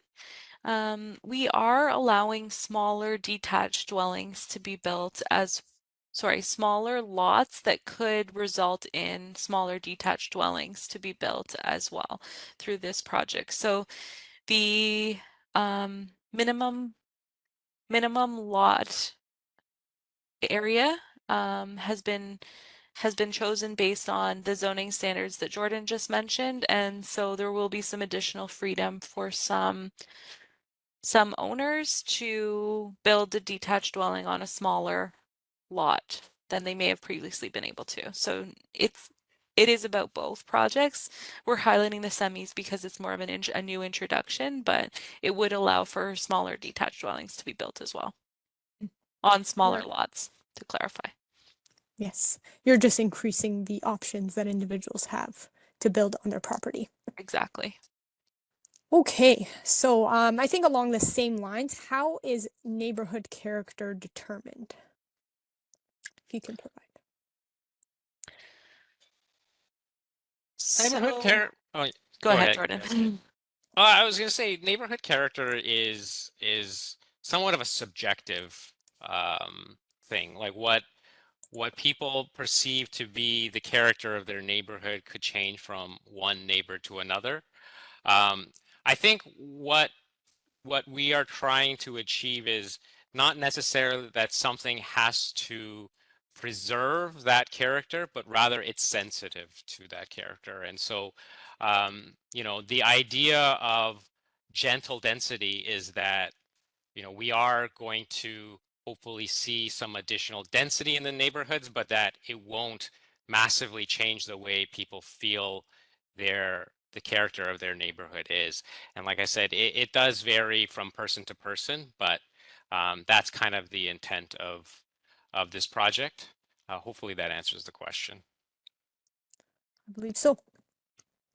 What measures are in place to regulate the maximum building with non-conforming lots to reduce neighborhood conflicts? Gonna give a few minutes to think of that maybe, or seconds. And let me know if you need me to repeat the question. So I think in terms of non-conforming lots, I guess the idea is that someone has a property that was built before zoning came in place and their bylaw or their lot doesn't meet the bylaw currently. So this is a standardization, so it should assist in some scenarios. It's not going to address all of them though. So there may still be non-conforming lots, but the more standard that we make the lots and as we update and give kind of reduced standards to people for their lots, it does have the potential to reduce the non-conforming lots out there. Yeah, I would also I would echo what Kaylee said. So putting further restrictions creates nonconformity. In this case, we're actually providing more flexibility, so should alleviate non-conforming lots in Mississauga. Maybe not in all cases, like Kaylee said, but it should alleviate. Perfect. Are there any further changes being proposed for current RM7 zoning, i.e. 5-plex or 4-plex plus garden suite, like the City of Toronto currently allows? 4-plexes are currently permitted. So if you can just answer on that one. Yes, so fourplexes are currently permitted in the majority of residential categories in the city of Mississauga. And we can post up, we have a website about fourplexes if you want to read more about it. Garden suites are also permitted. So on our Increasing Housing Choices website, you can see some of the past work that's been done by the team and learn more about those if you're interested. I'll also just add something specifically about the RM7 because maybe somebody who lives in a zone that is an RM7. So RM7 currently permits a detached, a semi-detached, a duplex, and a triplex. As part of the work that is currently being proposed by Kaylee, we're looking at permitting broadly in our residential zones the detached and the semi-detached. The duplex and the triplex that are also permitted as part of an RM7 zone, there's really not much of a difference between the 2 and the 3 units that are required as part of the province, because you can keep them all in the same building, and that essentially creates what a duplex and triplex are. The fact that this RM7 zone exists is partially because this predated those additional residential unit permissions. It's something that we may have to look at revising or cleaning up in the future. But what essentially the RM7 has is what a lot of other zones will also have if this gets approved. Okay. In regards to height allowance, does this affect the setback from the property line for any building given it will increase shade casted upon neighboring houses? As we mentioned, we are looking to apply the standards of R3 and R5 for the large lot and the small lot zone. So those standards are going to be applied. There's no change. Okay. How will you balance the needs of existing residents who value privacy and space with the demands of new development, such as lot splitting and two-story homes that reduce distance and impact privacy? I think you have to take into consideration that we have a housing crisis in Mississauga. As a result, the province has already said you can have garden suites in the entire province. You have increased density on pretty much every lot in the city, and so it is. I understand people have concerns about privacy. Um, the province is basically steering us in this direction. I should also mention that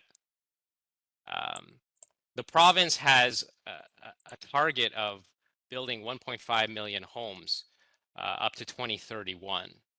And they've allocated a certain amount to Mississauga. So it's 120,000 homes.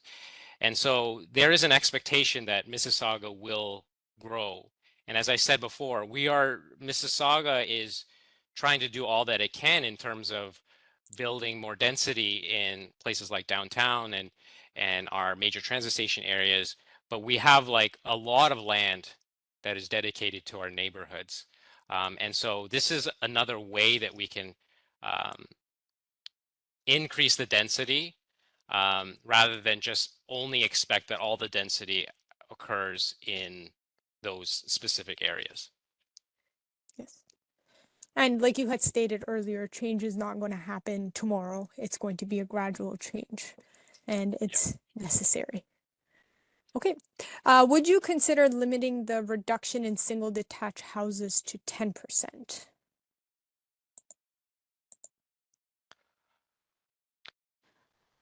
I'm not sure I understand, but it sounds like a policy idea that might be out there. So if they would like to email me their idea, I'd love to hear about it so I can understand exactly what they're suggesting. Perfect. If you can please email the project team and we will share the information later. Okay, will the Committee of Adjustments now approve severances of larger lots into multiple smaller parcels? Example 4 or 6 from 1, given the cost challenges of going through a plan of subdivision. I alluded to that question earlier, that actually the whole kind of severance process is currently being reviewed by staff. If you're interested in the answer to that question, we should have an answer for you in the recommendation report. But we're still having internal discussions with our legal staff, etc. Okay. And for the report itself, if you're interested to find out when the report goes to the Planning and Development Committee, I highly recommend that you stay up to date and subscribe to the newsletter on the project website. This way we will be sending emails and information regarding what we heard back from these sessions. Also, when the report does go to PDC, we will be sending out an email to inform everybody. So please sign up if you haven't already. Why not allow options like corner stores, mixed-use low-rise and mid-rise buildings, and urban-style housing built flush with the property line, as seen in historic neighborhoods in cities like Toronto, Hamilton, Edmonton, etc., to address the housing crisis and encourage missing middle development? And please let me know if you need me to repeat that question again. Thanks, Helia. So I think what I would say is this project is one of a suite of projects and strategies being undertaken by the City Planning Strategies Department to address the concerns in terms of housing in the city that we face today. And so this is one of many different projects that is being completed. In terms of retail, the official plan review is looking to provide greater flexibility in neighborhoods as long as scale is respected. And there's also a new policy that permits small scale retail stores and service establishments on lands designated residential low density 1 if compatibility is demonstrated. And you can take a look at our official plan review website to learn more about those proposed changes, as well as some changes that are coming in terms of mid-rise as well. And the official plan website is very easy. It's mississauga.ca/official plan. So if you also wanted to take a look on that website and even sign up for the newsletter, again, we'd love to have you join us. Changing things up a little bit with this question, how can the city address grievances related to the placement of AC units, utility, and excavation on new builds? Are there specific guidelines or enforcement strategies to resolve disputes arising from redevelopment on non-conforming lots? Let me know if you need me to repeat as well. If you could repeat, that would be great. Of course. So first question, how can the city address grievances related to the placement of AC units, utilities, and excavation on new builds? And are there specific guidelines or enforcement strategies that may come in the future to resolve disputes arising from redevelopment on non-conforming lots? So there are still setbacks that need to be put in place between properties. As we've mentioned, we're not changing many of the standards. We're just selecting the R3 and the R5 and applying those kind of more broadly to the large lot and small lot scenarios. So there are still setbacks that we deem to be appropriate to, put something like an AC outside your property. And hopefully that will alleviate any issues that neighbors may have. That's kind of one of the reasons that we provide a setback between homes. And another different type of question, what new financial incentives is the city proposing to support more dense housing options and to encourage developers to build more rentals other than the gentle density amendment? Actually, colleagues in our division are or have worked on a community improvement plan, or the acronym is CIP. So they actually had developed an affordable housing CIP that is actually incentivizing rental housing, and it does also provide some funds for things like fourplexes and offsetting building permit costs and such. So if you want to find out more information in regards to that, we can connect you with the appropriate staff that have worked on that particular project. So please reach out to the project team if you're interested, and they can connect you to the right individuals. How will the city ensure developers comply with flat roof height limits? Thanks for the question. Building permit is the main way that we ensure that what is being proposed is consistent with the zoning bylaw, and then we also have an enforcement team. So that's kind of the two-pronged approach to something like that.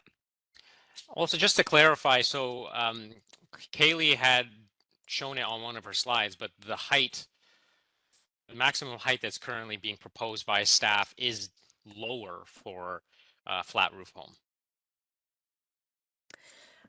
And on the same topic of heights, there are questions about why is there a height cap, and why would we not allow for them to be built higher?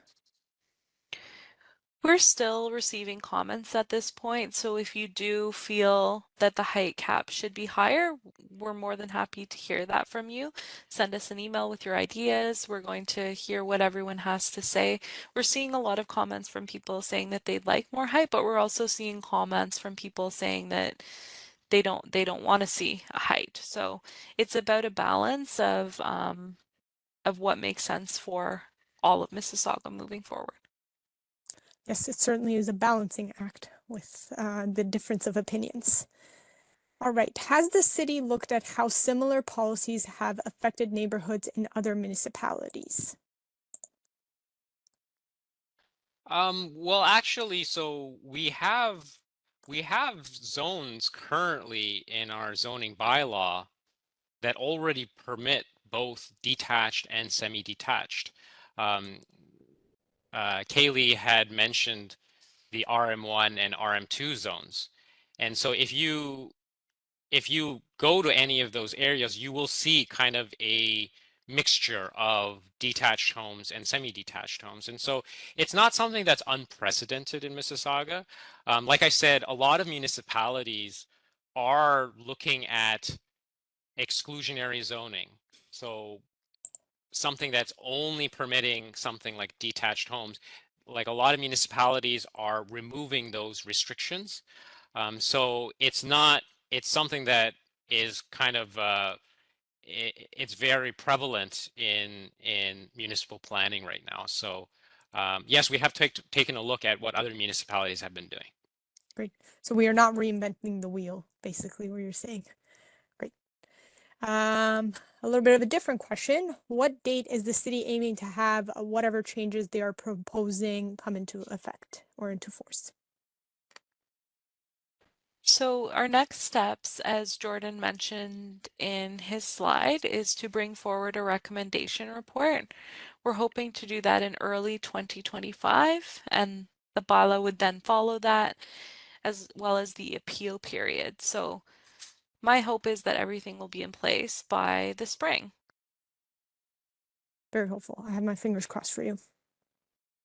So with these proposed changes, would the city create a strong, good neighborhood policy for infill, ensuring that existing adjoining properties are considered during the design stage, i.e. not looking directly into the neighbor's bathroom from an adjacent kitchen or the neighbor's AC unit from a living room?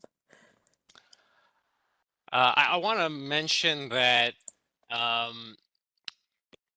some parts of the city used to be under site plan control even for detached homes, but the province actually removed the ability for the city to require site plan applications. And so some of those design elements for infill homes was considered as part of what we previously had. At this point, all we really have are the zoning regulations. And so if the proposed new house complies with the zoning regulations, and of course it has to meet Ontario Building Code, there's not really much else that the city can do in terms of making sure, you know, some of those, like looking into your neighbor's bathroom is not done. Yes. And let's hope that's not the case. Let's assume a corner lot has a frontage of 100 by 200 feet. What criteria will be required for corner lots to be able to change their frontage address to 200 by 100 to take advantage of building more semis? So we do have slightly different standards for corner lots versus interior lots, and all of those values will be posted on our website with the slides. So you'll be able to refer back to that in terms of what we are proposing. But it is important to keep in mind that this is all proposed at this point. You know, there could be changes to the standards. We do need council's approval in order to move this forward in any way. Yes. And as we mentioned earlier, this will be going to council hopefully in the new year. So definitely sign up for the newsletter and we'll let you know when it does go to council. Just seeing if there's any other questions. All right, so this is on height caps again. With respect to the height cap on semis, that the underside of the soffit height changed to correspond with the overall height and number of stories. Will there still be a reduction of 0.6 meters per story? So if they're talking about the underside of the eaves, we're taking a look at that. So that's something that we're considering. So if you have any comments on that particular regulation, then we'd be happy to hear it. That's something that we're currently investigating. Wonderful. Just seeing if there's any other questions that are coming in. We're getting a lot of comments, so we do appreciate everyone providing their comments. And just to, as a friendly reminder, we are noting all questions and all comments down. And we're trying to answer them to the best of our abilities. So I know you touched on this a little bit, but I think it's a good refresher. And it's regarding tree canopies. What portion of the tree canopy, was impacted when the Lakeview neighborhood had 30% go to semis? I'm not sure if you have that information. And should the city study that impact? We can definitely, sorry, go ahead, Jordan.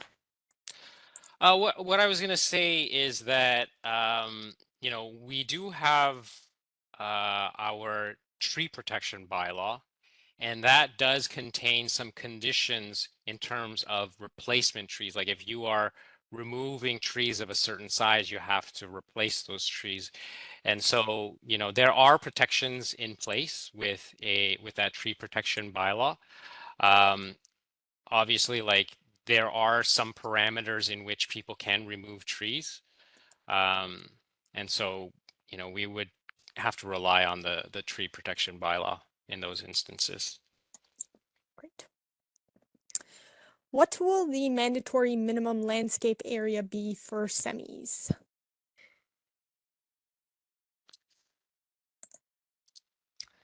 So there isn't a minimum landscaped area for an entire lot. There is a minimum soft landscaped area in a front yard, but it doesn't apply to the rear yard. So there is a percentage, and we can provide you with that percentage if you follow up with us afterwards. So please follow up with the project team. This individual is looking for more sessions, which I'm happy to hear, but is there a different session for backyard buildings, whether fourplexes or smaller options on the same lot with a detached house? Those are actually already completed. So council has already approved, you know, your garden suites and your fourplexes, But if you want more information, we'd be happy to provide it for you. We have a website with some information. So if you're interested, we have things like, you know, drawings that you can pretty much use as templates for like a garden suite, for example, so that it helps you in terms of hiring an architect or a designer to design a garden suite for you. So we've tried to build out some tools that will assist homeowners if they're interested in those types of projects. So please reach out to us and we'll give you some more information. Yes. And on the garden suites, there are pre-approved plans that the city has that you can just take off the website and build. That was a fun fact for me. Are there any proposed changes to the maximum lot coverage? There are no proposed changes at this time other than that the R3 would apply to all of the large lot standards, and for the R5 those would apply to the small lot standards. And then if you are in an exception zone and you do have sorry, lot coverage was the question, right? My Yes. apologies. Okay, Sorry, would you like me to repeat the question? if you do have a lot coverage in your exception zone that is less than what we're putting in place, we do plan to delete those lines so that the general policy would apply to you. Full. And this is about dividing a lot. If this individual has 100 feet frontage, can they divide into 2 by 50? So I think we'll need some more information about their zone, but if they would like to reach out to me specifically, I'm happy to speak to them about that. And our presentation will be posted after again. So if you wanted to, I believe we shared some links about how to look up your zoning information tonight. So if you want to look up your zoning information, then you can see which category you'll be in, and the standards that we're proposing are in the PowerPoint presentation, which will be posted. If that is too complicated, just email me and we can go through it all. Wonderful. And I will ask my colleagues to also just share the Finding Your Zoning Property link again, just in case you missed it. Next question is 20 feet front semi-detached. How can we, for 20-foot frontage on a semi-detached house, is there a way to provide parking requirements?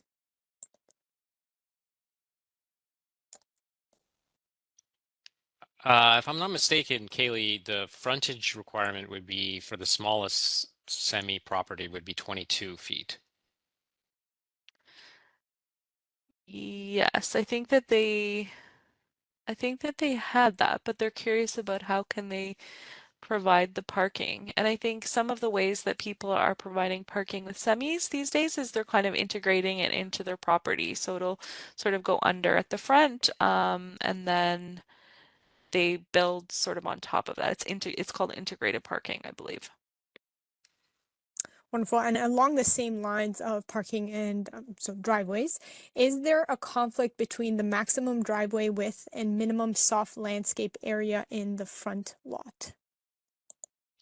So those are two separate regulations. You would have to comply with both. So you have a maximum driveway width, and you have a minimum soft landscaped area requirement. And if you're deficient in the soft landscape area requirement, you would have to go for a minor variance. If you are trying to increase your driveway width beyond what the maximum permission is, you would have to go for a variance. Often they will go together because if you are expanding your driveway, then it's possible that you will go below what the minimum soft landscaped area requirement is, but that's not always the case. So there is a relationship there, but they are two separate regulations. And on that same topic, is permeable driveways still considered soft landscaping? Soft landscaping is basically where you can grow like plants, and so the idea is like grass or bushes or so that's the definition of soft landscaping. So to park your car, no, that would not be considered soft landscaping. I'm just doing a little bit of a time check. We're almost nearing the end. We will end the session at 7:30. So please, if you have any additional comments or questions, please place them in the chat. The question I have right now, it is a bit of a repeat question, but I think it's always nice to hear from you again. So can you please share your methodology behind how you achieve the balance for your limits on height, frontage, and setbacks? So the way that we approached this project is, first and foremost, we wanted to reduce the zoning categories. We didn't want to take anyone's property rights away. That was another key principle that we had for this project. So those were two kind of starting points. And then in terms of having two different categories, we felt that that would be a good way to approach gentle density. And it looks like this comment is kind of based on those wanting to see a low car urban density and kind of wanting to see more out of this project. And I guess to that I would say we do have a whole suite of projects that the team and city planning strategies in general is doing, and this project is the gentle density project. So there are areas of the city where more height is permitted, and at this point the neighborhoods is not where we're looking to substantially increase height and density. Good But to hear. I guess if they're interested in seeing how the city is planned to grow, they probably would want to look at the official plan, because that really is the document that says where and how we should grow, whereas the zoning implements the vision of the official plan. And this is one of the projects doing the gentle density, which does reflect where the official plan is going for neighborhoods, but there are other areas that have been selected for higher density development and growth as well. Good to hear. This individual asks, I believe Toronto has removed the parking requirement and allowed units to be built on detached parking areas. Will Mississauga adopt a similar strategies in its planning?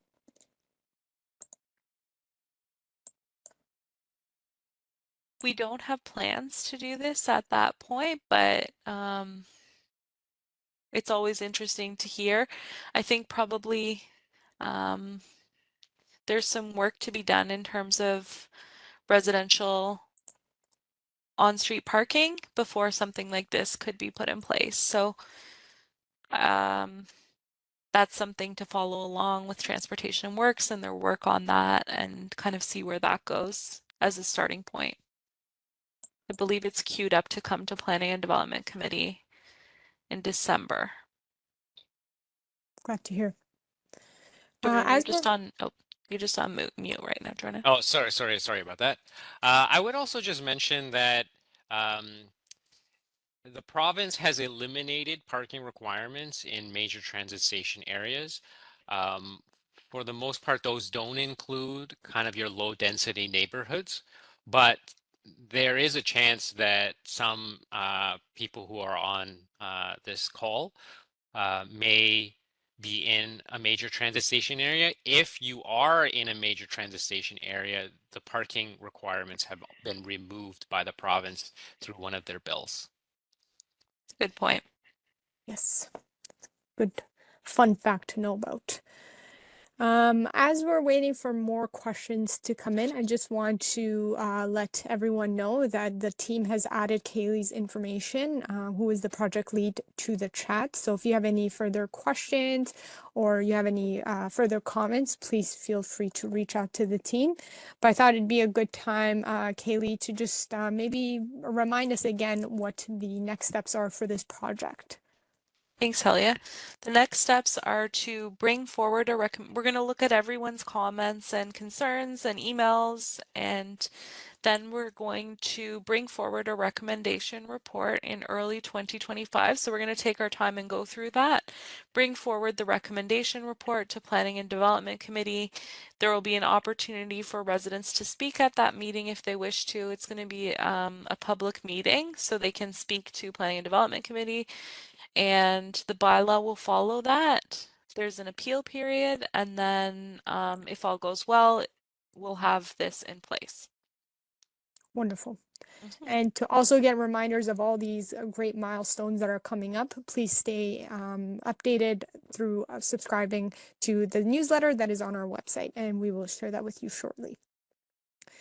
So the next question is, what is the anticipated impact of the policy on the PPM, which is the density required by the Ontario government, considering the intensification happening in the community nodes?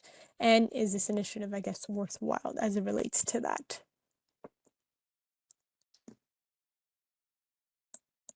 And let me know if you need me to repeat the question. Are they, I think they might be speaking about PPUs. Is that? Potentially. Okay. Yes, PPU, they did clarify just right. Okay. Or perhaps maybe they're speaking about PPJs, people and jobs per hectare, because those are requirements by the province in terms of density of people and jobs. What I will say in regards to PPJ, if that's kind of like what your question is asking, the PPJ requirement to conform to the PPJ is more of an official plan consideration. And so, as Kaylee had mentioned, the official plan is a vision document of where we want growth to occur. And so, they will establish, for example, like in your urban growth centers, we want you to meet a certain people and jobs per hectare. And so, as we plan for, let's say, our downtown, we have to make sure that our policies are conforming to that provincial requirement. Once we get down to the zoning, it's really about kind of like more of the details of things like setbacks and parking requirements and landscaped areas and those types of things. If you have further questions about how the city has made sure that we meet the provincial PPJ requirements, we can refer you to our official plan colleagues. And you can find our official plan colleagues' emails on the website, mississauga.ca/official plan. Next question is, do staff have any sense of how many new units might get built over time as it relates to housing targets, which have set numbers and timelines set by the province and federal government?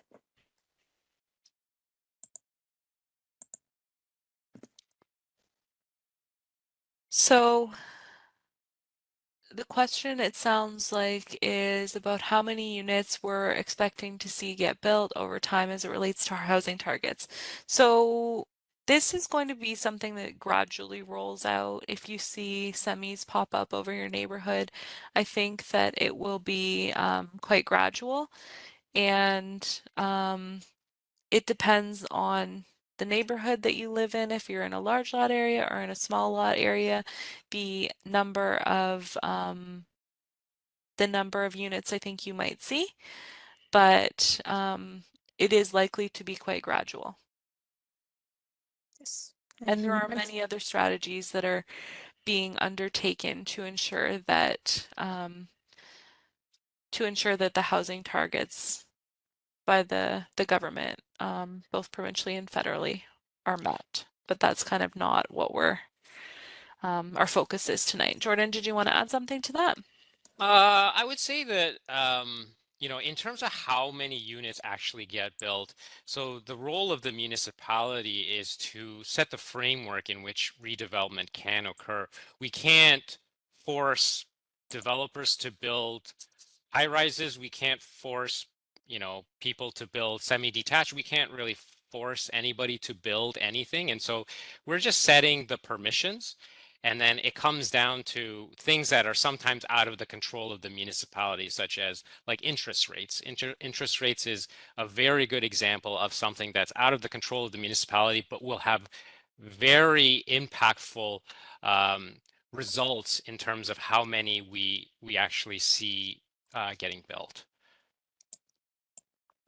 Great. As it relates to this project, is there a background report available on the city's website or on the project website? Yes, we do have an information report, and maybe we can just post the link to that in the chat. Yes, And we can. if you have any questions about that, you can reach out to me. Wonderful. So my colleagues will find the report and place it in the chat for you all. Just allowing for a few more seconds to see if there's any additional questions. Again, as a friendly reminder, all your questions and all your comments have been tracked by my colleagues on the call. And I believe there will be a portion of the report that will discuss what we've heard throughout the 3 sessions, including the North, Central, and now the South District that is being hosted this evening. And with that, I am going to ask my colleague Marco to reshare his slides, please. And I will start with the closing remarks. Wonderful. As you heard me talk about this many times throughout this session, this is our project website and also Kaylee's information. So if you'd like, you can just use your phone and scan the QR code and it'll take you straight to the website. I want to thank you all so much for attending and participating in a very great discussion tonight. After the event, again, a video recording of the staff's presentation, including the Q&A that you heard, will be put online so that you can watch it whenever you want or share it with someone who was unable to attend tonight. We heard a lot from you tonight, so appreciated. We heard about affordability on topics such as affordability of new housing, environmental and green space concerns, zoning and lot coverage, and many other topics were discussed this evening. Once we do end the meeting tonight, there will be a quick survey that will be launched. We hope that you will take the time and answer the questions. And for anyone that has already emailed us, we do appreciate it. But if you have any additional questions, please feel free to reach out to Kaylee and she'll be more than happy to answer. So thank you everyone so much for joining us this evening. We really, again, do appreciate you taking the time. And with that, I'm going to end the session. So thank you and have a great evening.